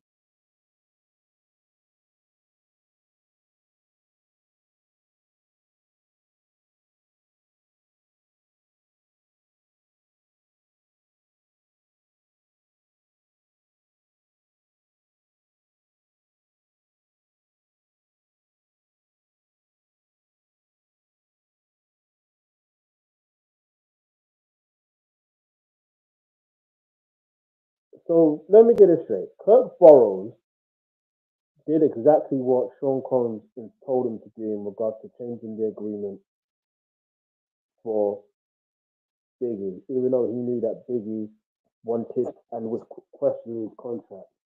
So he wanted to follow Sean Collins' idea to ensure that he is unaware of, okay, let's do him dirty even more, but to the point where he feels like he's not being done dirty.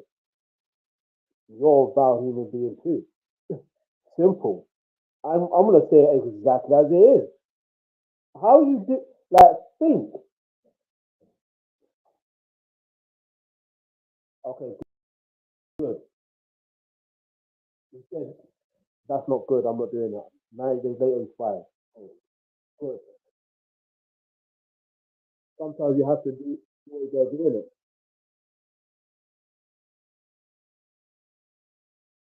I say back what I said. You know what I mean?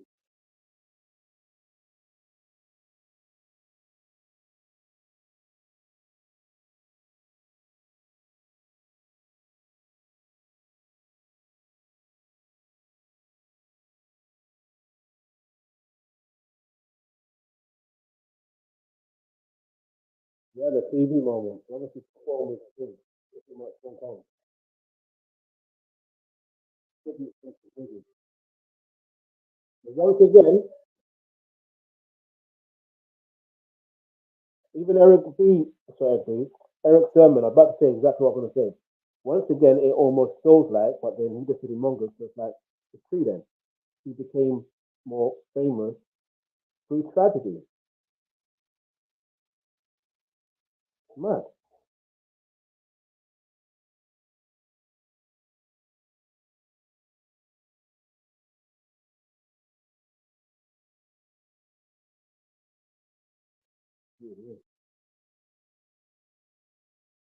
Maybe he should have been on that cover.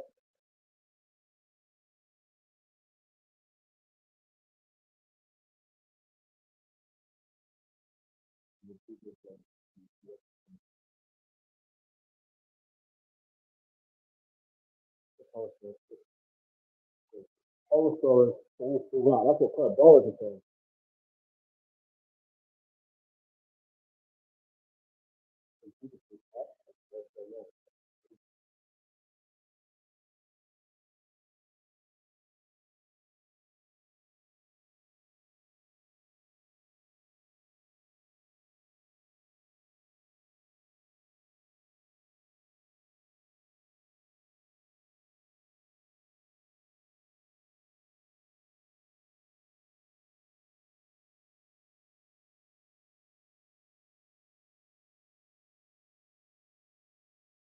Exactly. We got to choose the side of good. Everyone, yeah.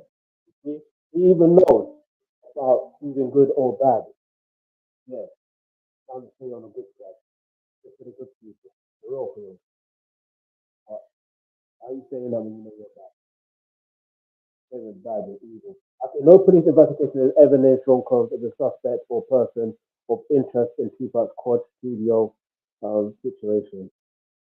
He consistently denied any involvement.